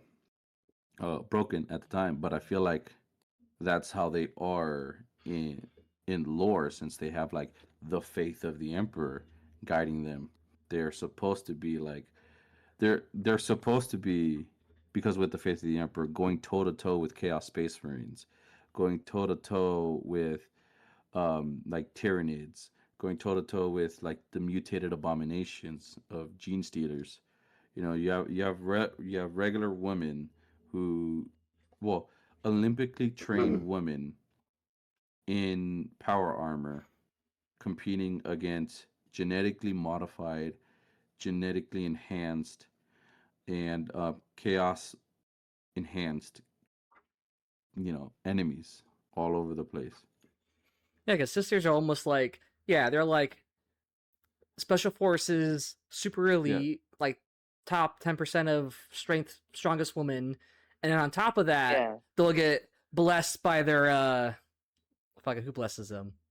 the You like know, the high the like high emperor. priest. they'll get divine powers, and that makes them Yeah, even fucking a Yeah, little bit better. yeah, but yeah, now is like because like after they got hit with the biggest nerf hammer there was, where they were unplayable for like 6 months, which is outrageous. Like what army goes unplayable for 6 months? Yeah, it's bad. Yeah. It's okay. I So think my yeah. Chaos Dwarfs and AoS are unplayable right now competitively. At least no, like Nick but right like now. no, sisters were unplayable. Not even like competitively. It was like even like casually. If you wanted to take them to like a regular pickup game, you couldn't even play them, cause like you got no miracle. Like their rules were reworked is like even if you lost 3 units, you get 1 miracle dice. Bro, And- 2 words: Imperial agents. Not even. Yeah. yeah, They're get out of so here. bad. I know. Does anybody even Mechanicum would play like a them? word. Yeah, dude, you said Mechanicum would like Well, a word? back then, Mechanicus is good now, but back then, Yeah, yeah. You name an army. Say what you just said. And like rolling sixes that often, they have to be weighted dice. It's there's no way he doesn't have loaded dice. Who? The Emperor of Mankind? That's exactly what I'm talking about.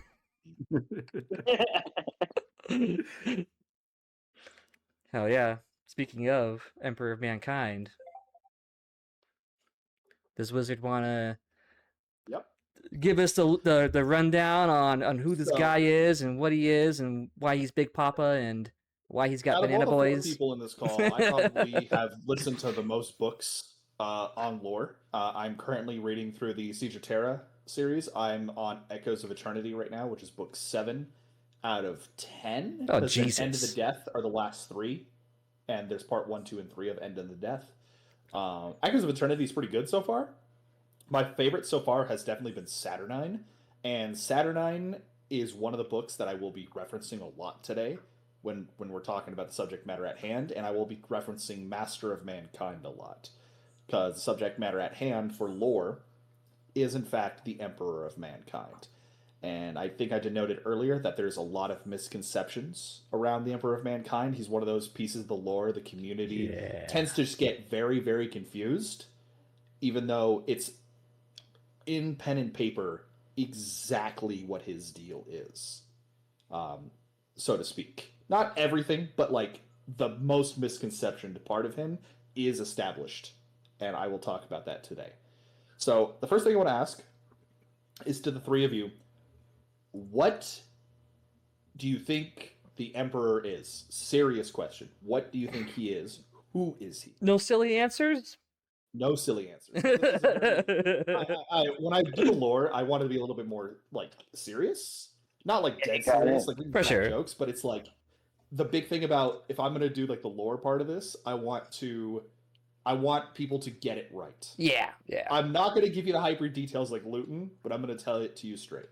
Tell it to me straight. I think the Emperor is 11 psychers in a trench coat. 11 Tigers in the trench coat. Let's go. Hey, I guess you're not wrong, right? You're referencing the shaman in theory, right? Is what you're suggesting. Oh, And, yeah. And then Malkador is the 12 psycher. Brandon? What he really is, I don't know. I mean, I just know he's just a long living fucking godlike being who's a psyker. Yeah, that's really it. I don't know. Tyler? He's the greatest psyker only because the orcs believe he's the greatest psyker. I asked you serious questions, and I but- got none of them. Serious answers, and I got That doesn't apply. That doesn't apply to when he's way back in the day, because humanity didn't know about orcs, and orcs didn't know about humanity. So if orcs are making him the best psyker, how could he be a best psyker? Was it 1000 BC or whenever the hell he was born? Well, they just recently heard about him, so. So, the answer is who or what the Emperor is actually dependent on when you're talking about in the lore. Weirdly enough. Who was he in the very beginning? In Master of Mankind, and I'm going to establish spoiler warning, you can throw it up on the screen in big old letters if you want, for the following books. Edit that in now. Spoiler! Master Sirens of going. Mankind spoilers, Saturnine spoilers. The Emperor was a boy born on the shores of the Caspian Sea of Earth. He was just a boy, a normal human, incredibly psychically gifted, more powerful than any realistic, human could ever be or ever would be. He was 1 in a million, a flaw, a possibility. He was never created by anything. He wasn't made by a bunch of shamans. He wasn't created by the old ones. He's just happenstance. He's just built different. He's just built different. But at the end of it all, this is something I will repeat more than once. He is just a man. Now, throughout human history, he lived for a very long time, obviously. It has been said, probably you guys have heard at some point or another, oh, he's a perpetual, that's why he lives so long. Yes, but there's more to it than just, oh, he's a perpetual. In Saturnine, there's a character named John Grammaticus. He is also a perpetual. This is a big subplot piece that I'm going to skip over a lot of context because it's not that important for this. He goes and seeks out the mother of the Primarchs, a woman by the name of Urdu, who is also a perpetual. Now, these perpetuals, they're not related physically. What the perpetual is it's actually a gene flaw, much like the psyker gene flaw is in humans for like astropaths or any kind of other psychers. It is just a mutation, a natural form of evolution in the human genome. They just happen to live for a very long time. They aren't like these mythical god beings. They're just humans that are generally more powerful than other humans, psychically, or have any number of other gifts. But they're humans nonetheless. They can be killed. Urdu is one of these psychers, one of these perpetuals. So is the Emperor. Urdu herself said, however, that the Emperor is probably the best amongst them. Malkador the Sigillite, also a perpetual. And basically, it boils down to, in Saturnine, Urdu basically says offhandedly that all grand conflicts and great battles that took place in human history were two perpetuals having a disagreement, essentially. Like World War I, World War II are like land disputes between perpetuals working from the back, from the shadows. The Emperor isn't the only sneaky bastard amongst humankind. All the perpetuals are like him. They all live forever, changing their identities every 100 years or so, controlling humanity from the background. Some of them for good, some of them for ill. A lot of the perpetuals wanted to, guide mankind into a better future. much like the Emperor did.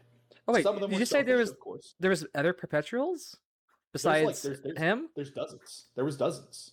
How Oh, many there are right jeez. now? Who knows? There might still be some. In the Horus Heresy, there's like 5 that exist, like in different subplots. Oh. But the Emperor is one of those ones that wanted to uplift mankind. He wanted to unite them. He wasn't unique in that. The problem with him, though, is that he was more right than everybody else, and he had to make sure everybody knew that. So throughout human history, he would, kill off other perpetuals or bully them into submission into following him, eventually leading to the Age of Strife, where he and the rest of his following, including Malcador the Sigillite, who was with him from the very beginning, more or less, of his grand plan that took thousands of years in the making. They, sheltered on Terra during Old Night, planning their conquering of the stars in the far future, using Amon Astartes, another perpetual, but a very gifted biologist and geneticist, who created the template for the Astartes program, and Urdu and the Emperor created the first Primarchs. She is their mother, quote unquote, as in they do use the Y gene of her genetic coding. But for those of you unserious people, no, they did not fuck. They just gave samples of their DNA to splice to create Primarch. I don't know. It sounds like sex to me. And in Saturnine, we actually learn one of the Emperor's real names. He's gone by many names, but the name he gave Urdu, and Urdu, quote, says, "This is the truest name I've ever known him to respond to." The Emperor's name is Neroth. Neroth. Neroth. Is he not a demon? Is he a demon? He is A not name a like demon. that? He's just a human. And so, as most people know the lore, Old Night passes. He conquers Terra, using the help of the Custodes and the Thunder Warriors, betrays the Thunder Warriors, and then the Astartes program kicks off, and the legions of the Emperor go out into the stars to reconquer for the Great Crusade. And it is exactly as I've said multiple times, the Emperor is just a man, and that is why it's what causes his own downfall. Like any human, he's supremely arrogant. He thinks he knows best. And not in the cosmically godlike way that, everything is beneath him, but just the simplest idea of, no, you're wrong, I'm smarter than you. That humans do on a daily basis. And the problem is when you create godlike beings, when you yourself are not one, they tend to turn on you.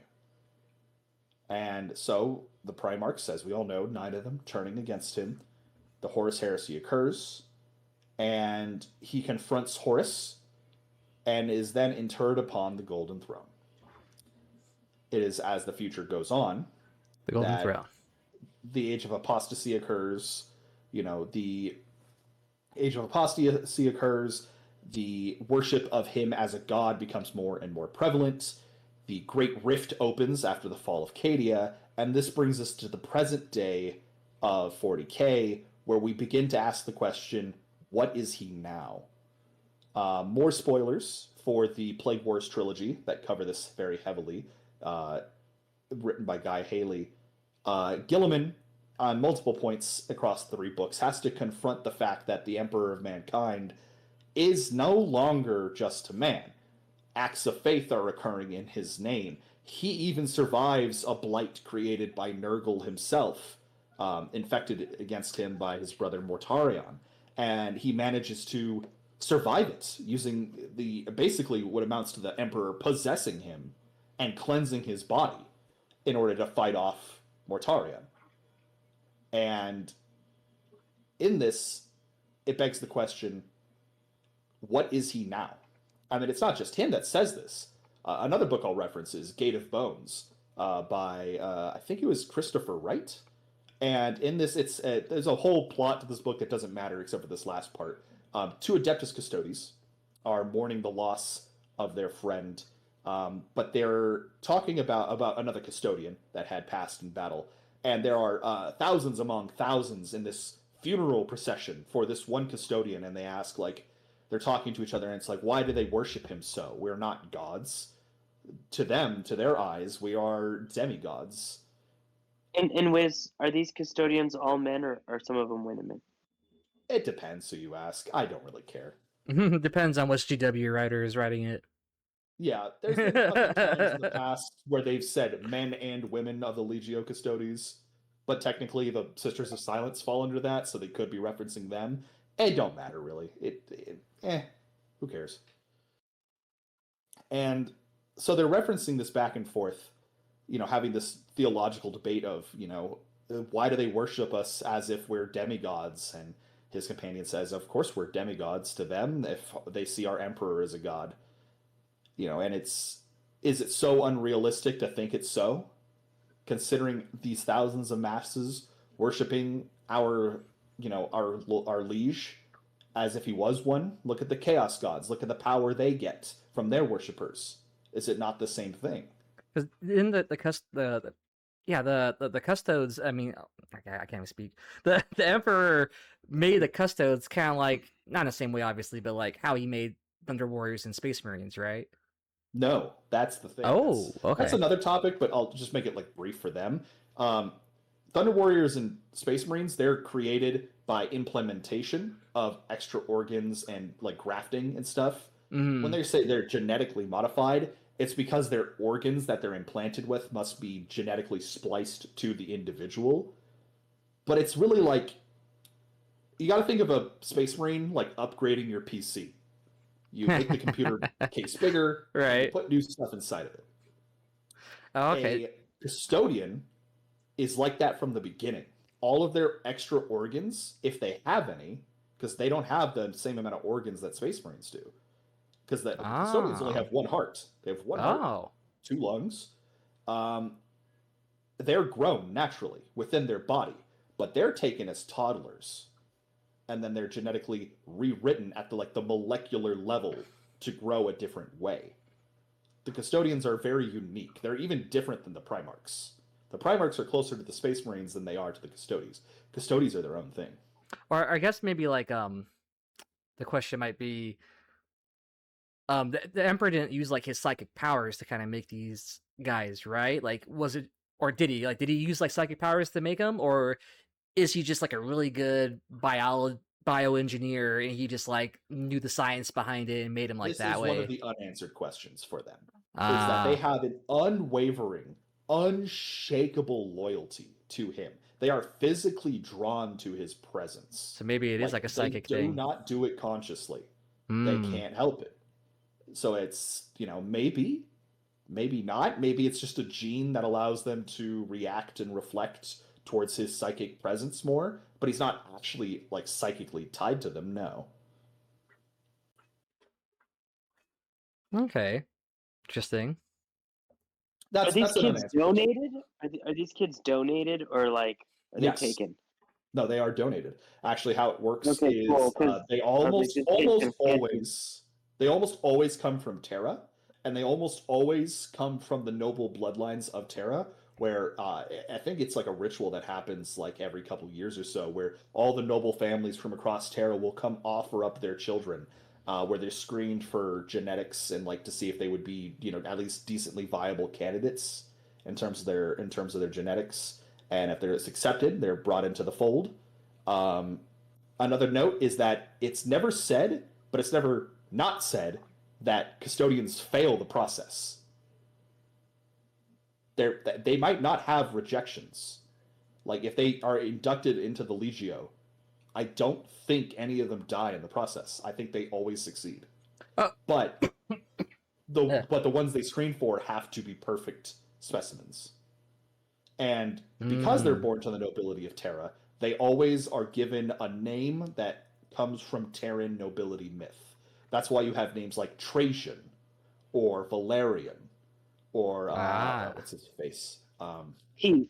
Valdor, Constantine. They're all names of ancient Terran kings and emperors.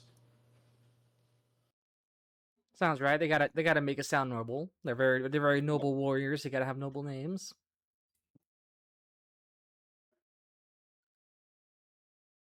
Well, with it like them, them being like the personal bodyguards of the emperor and all that, wouldn't they have like a high lord status anyway in Terra?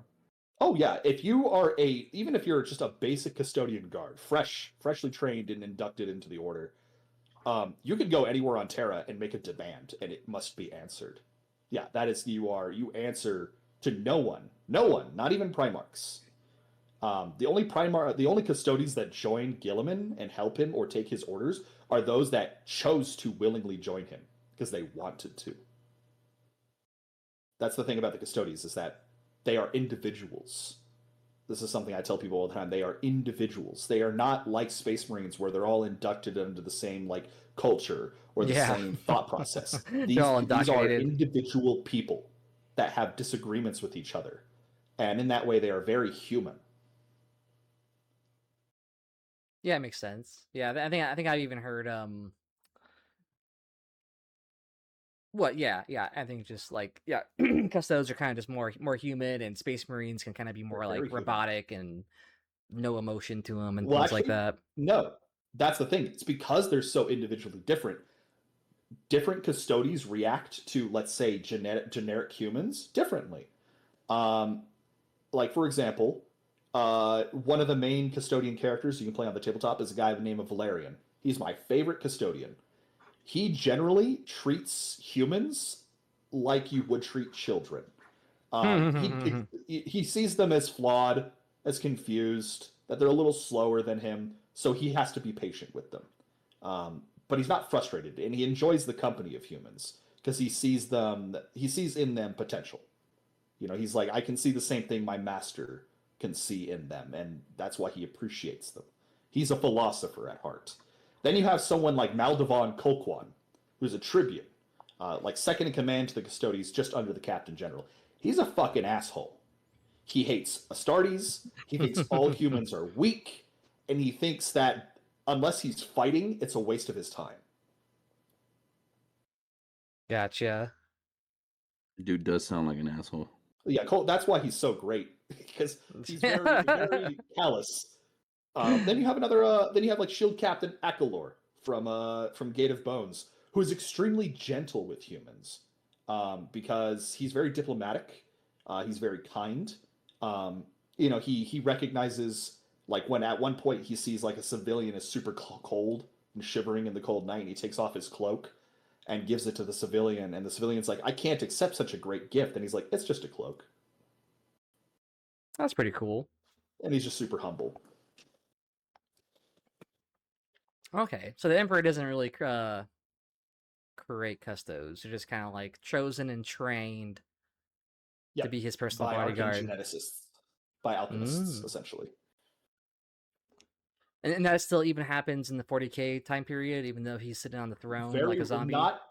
Not as much as before. The Custodians, the art is almost entirely lost, except for a few geneticists that pass down the process to their descendants. The Custodes are also, they're not the same as they were during the Age of the Heresy and whatnot. The Age of Heresy and the Great Crusade and the Unification Wars tempered the 10,000 of that day to an incredibly powerful fighting force, extremely experienced one. I would say the Custodes now, of course, they're still Custodes, but they are not anywhere near as experienced as they used to be. Over the past 10,000 years, they've taken efforts to, constantly stay trained to keep knowledgeable about the enemies of mankind, taking part in the Blood Games or in the Shadow Wars, as they're called, as well. Or the Shadow Wars being, that's something a lot of people don't know about the Custodes, is that sometimes they'll leave the palace, at least before modern 40k, they would regularly leave the palace and undertake wars on their own secretly, and as a way to train and to practice. Like, they would go into the warp sometimes to go raid like demon planets or CSM like strongholds to fight them there in secret.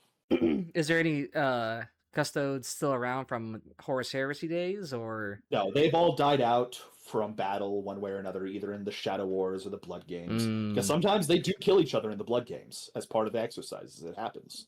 But they do live for an exceptionally long time. Some of the oldest members of the order are well over 1500. I think Trajan Valoris is like 1700 years old.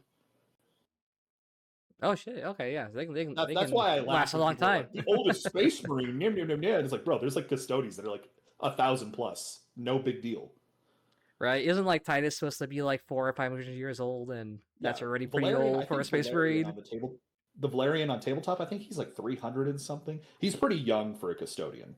Quote Mm, unquote, young for a custodian. right. You're So not like, considered a veteran of the order until you're 500 years old. geez, yeah, that's gonna take a while. If you don't die before that. Space Marine captains are around 150 to 200. Nice. Yeah. So we got what was it? The Emperor's Origins, a little bit of 30K. He got betrayed. He's sitting on the throne. Was there anything else going on with the Emperor, or that's just kind of it for now, huh? At least in the lore.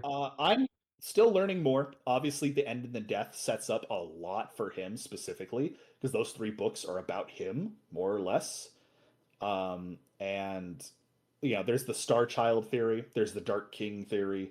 If you all want me to, put a little bit of exposition on that, it's believed that when the Emperor's soul was damaged by Horus during their duel aboard the Vengeful Spirit, that his soul split in 2. It's not like a Oh. theory. This is more or less something that's confirmed, but how deep the rabbit hole goes, who knows? Basically, to destroy Horus, he had to drink in from the warp, basically corrupting himself in the process. And it's believed that this corrupted part of the Emperor and his goodwill, his intention, his human side of him split off from each other. And it was on purpose. He purposely split it away from himself to protect his own soul. So there's the Star Child, which represents like the goodness in him, his humanity, his will, to help mankind, and that's believed to be what actually powers the Astronomicon. And then there's the Dark King, which is like an entity that might be in the warp right now. I'm not 100% unsure on that. That's where I'm gonna give you the misconception of lore, because I don't actually know yet, but I'm reading it. I will.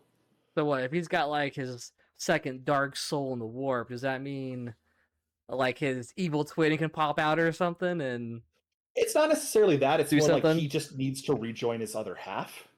Mm. It's because it's still him.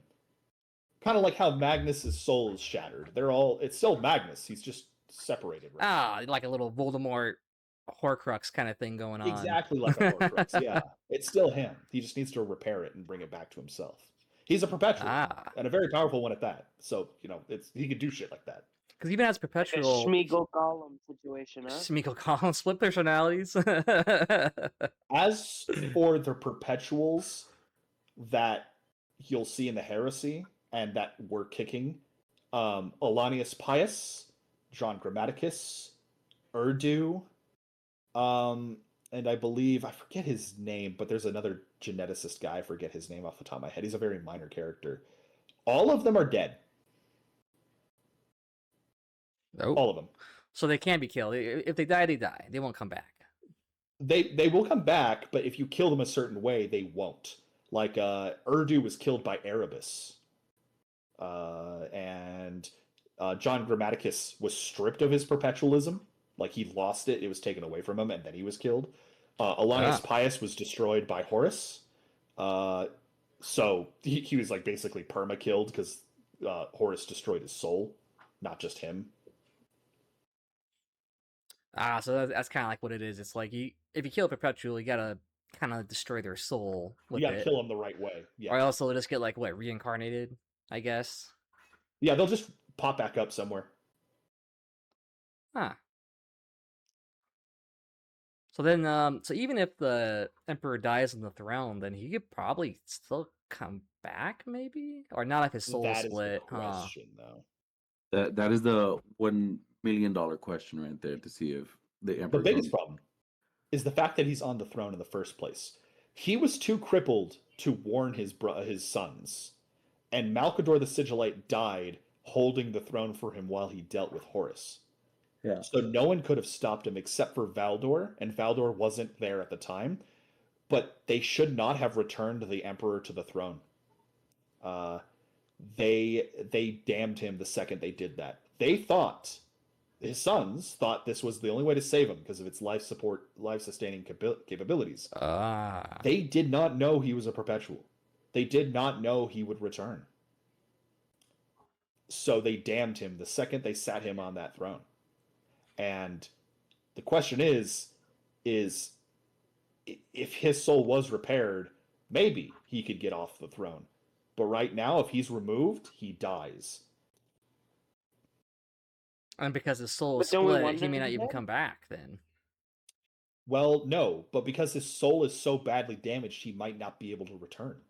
He might Unless his just soul is be repaired, he might not be able to return.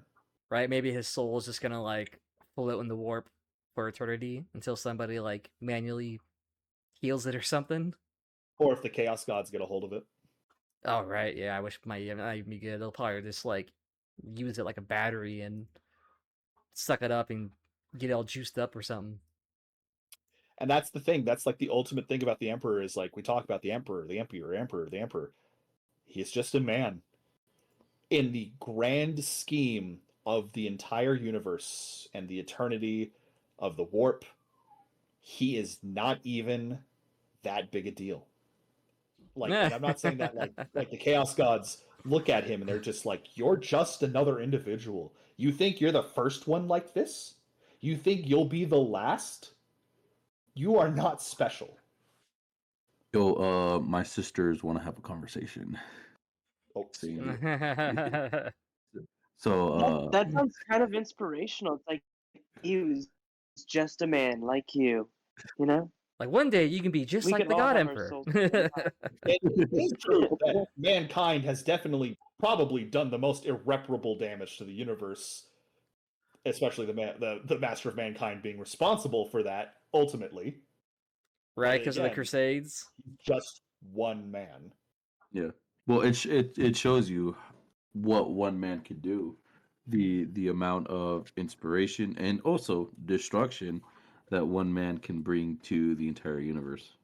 And that's why in the grand scheme of things, who cares if they're space marines or custodians or demons? What are you in the grand scheme of the entire universe? What is one god?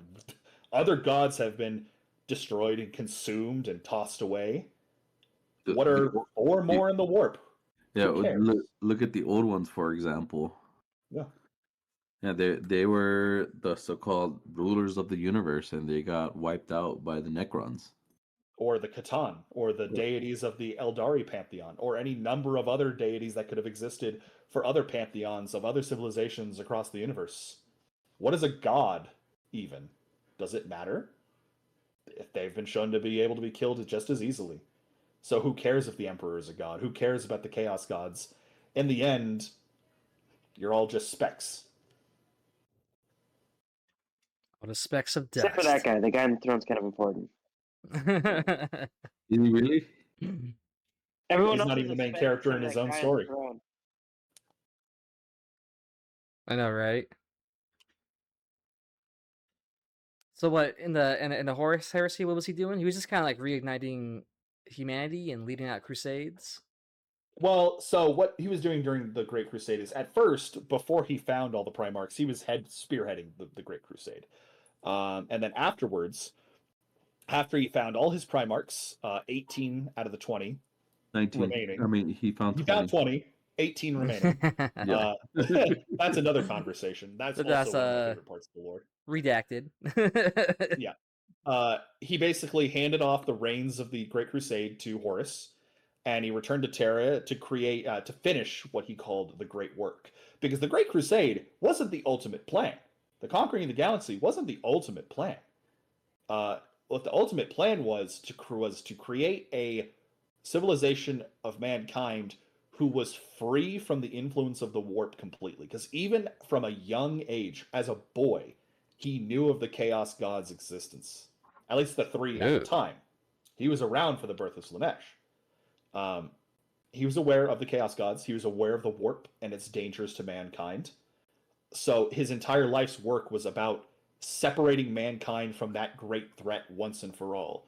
So what he did when he returned to Terra is he was actually using the Eldar Webway in order to try to using his psychic might to create tunnels branching throughout the galaxy, essentially, in order to finally create a method of transportation that mankind could use, no longer relying on the warp to get to place. And then from there on, build a utopia throughout the galaxy was his ultimate goal. And he could cull off all the psyker genes, or at least, teach mankind to use its psychic capabilities to the safest extent. That all came crashing down with Magnus. That's why, if you've read Master of Mankind, the joke Magnus did nothing wrong gets really fucking old. Because Magnus is everything. No joke. Everything he did everything wrong. Everything in the heresy was repairable. That could be fixed. Horus and the Horus heresy, they could have beaten back Horus or survived it, and that'd have been fine. But if they did not crash open the webway, if Magnus did not destroy the webway project, everything would have been fine. It was fixable. But because he did that, mankind's only chance of escaping the warp, escaping its influence, was gone forever. He doomed all of mankind. Magnus fucked it all up. He doomed mankind. He fucked it all up. Fucking Magnus. Now you could never bring Magnus to any event. Right? Anytime I see him on the table, it's gonna be like, fucking Magnus, dude. Oh, no joke. There's collectively, I say the Custodes are individuals, but depending on different context clues, the Custodes in general hate the Primarchs, and they hate Lorgar, and they hate Magnus more than anybody else. Oh, back in 30k days. Yeah, 30k Wordbearers timeline. and T-Sons are their favorite to kill. Like in 40k or 30k? Or both? In 40k. Well, in 30k too. In 30k. I was gonna say probably even 30k too, right? Overall. Oh man. So we all agree Magnus didn't do anything wrong, right? Shut the fuck up. I mean, depends. If you're a psychic sympathizer, yeah. Psychic sympathizer. I like that. If you really believed in the Emperor, then yes, Magnus did everything wrong. He completely messed it up. Okay, nice. Oh yeah, I think that's a good little overview Little of snippet for the Emperor. Yeah, of Emperor of Mankind. Yeah, there's definitely a lot of extra stories that go off of them, especially probably in 30k, huh? 30k probably has mainly a lot of small stuff. Yeah, mainly small stuff. Oh, is it small stuff? Yeah, but I'm not gonna do that right now. Also, in 30k or 30k lore, there isn't a big storyline revolving around the Emperor. It's mostly just focused on Primarchs and other stuff. Yeah, it's mainly about the legions and Horus Heresy. And then any number of small subplots around that. Master of Mankind is really the only Horus Heresy book that's about the Emperor. He does show up every so often, but that is his book. There's several flashbacks to him when he was younger, shared memories. It explains how his foresight works too. How his what? The future and how that works. His foresight. Oh, okay. His ability to see the future and how flawed it is. Okay, yeah. So overall, with the lore, there's not too many stories directly Master related to of Mankind. He's kind of just a broad strokes kind of story device. Yeah. Master of Mankind is my favorite Warhammer book. It is, I tell people, it is a must read. You don't need to know jack shit about the lore up until that book. Go read it. Right, because the Horus Heresy, isn't there 20 or 30 books for Horus Heresy or something like that? Probably 60, brother. Oh, Jesus. Yeah, I don't mind checking out the Thousand Sun stuff. The story about Magnus, which I heard snippets about. Prospero is a great book. Yeah, I think I've listened to some videos about it. It sounds like it's just a tragedy type story, is what it sounds like. And I kind of like that. I like hearing a sad story. The Horus Heresy is cool because it's mainly a series of mini stories set all in the same universe. Yeah, that's cool. A loosely related major plot, a super plot line. But a lot of the characters will carry over between books. that's your connection between books is the characters, and they'll reference like previous books all the time. Nice. Yeah, I like that kind of story format usually, where you don't have like one huge series where every story follows the next. It's like each book or story can be like its own little adventure kind of thing. And that's what it kind of sounds like the 30K books series is like. It's kind of like that, huh? Yep. Nice. Hell yeah, I definitely kind of have to check some out. I think only the Warhammer lore I've mostly been listening to is Gotrek and Felix books. Oh, those are great. Yeah, like the old school ones, I the never read original them, but ones. I've seen excerpts and stuff, and they are very funny. Yeah, they're fun. I'm definitely gonna have to probably do some episodes talking about Gotrek and Felix, because there's a lot of fun stuff in there. Oh, please. The only book I've listened to is Slaves to Darkness by John French. Is it like an AoS one or something, or is it a fantasy No, one? no, it's a 40K book. Yeah, Oh. CSM are also called Slaves to Darkness in that setting. Oh, okay, gotcha. Yeah, it's the one book where it's like they're trying to get, it's the Trader Forces trying to get, you know, like all the other demon princes and all that together to go to do the Siege of Terra. And it's I believe it's Herberus, you know, talking to his you know, ambassadors and stuff like that, trying to figure out who to send to go get who. And it primarily talks about you know, sending Perturabo to go get Angron. But while Perturabo's going to get Angron, he's like being chased around by by Ultramarines.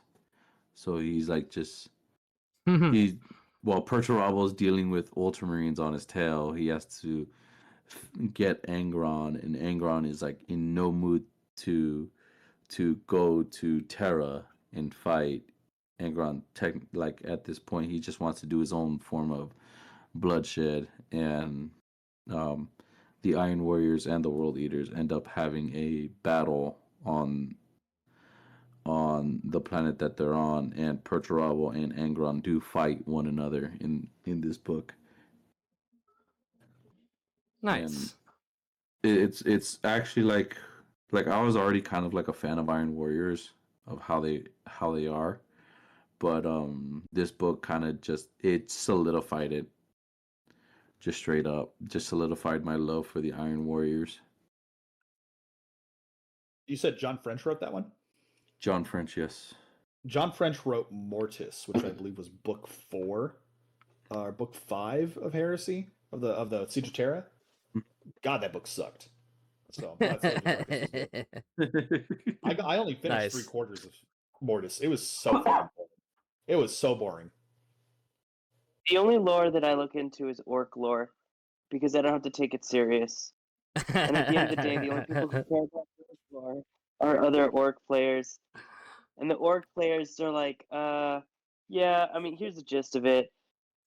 500 pages, but pretty much this is what happened. Wow. Like, that's it. That's like the whole that's the whole concept of all the stories. It's like the 3 big stories. It's like, we think we're tanks. That's one of the big stories. A guy goes back in time, shoots himself for his own gun. That's another big story. Oh yeah, that's funny. That one's true. And then the last thing that I heard was it wasn't even Gaz's. It was Zagroff, the guy who was like, "Oh, let's do a grot revolt," and he got all his grots to go with him, from working in the caves to convincing them to fight. I think it was Astra Militarum, but that's it, dude. Like the orc lore is so much fun because it's like, oh, what are the details? I don't know. You know, at the end of the day, wow. That's a lot of silly shit. Yeah. Hell yeah. Nice. There was I recently read Void Scarred by Mike Brooks, which is like an Eldar Corsair book, but the main antagonist is actually an orc freebooter, and then it gives you a big insight to freebooter culture, which is pretty cool. Hell That's yeah. lit. Well, I think that's where we'll call it for the podcast. Yeah, I hope everybody enjoyed listening to it. Got a lot of good little rambling and some lore narrative stuff. We'll try to get these out like at least minimum once a month. But we'll do more and cover other topics too. Like Palm Springs Open's coming up. Maybe we'll make one about that. Oh yeah. Yeah.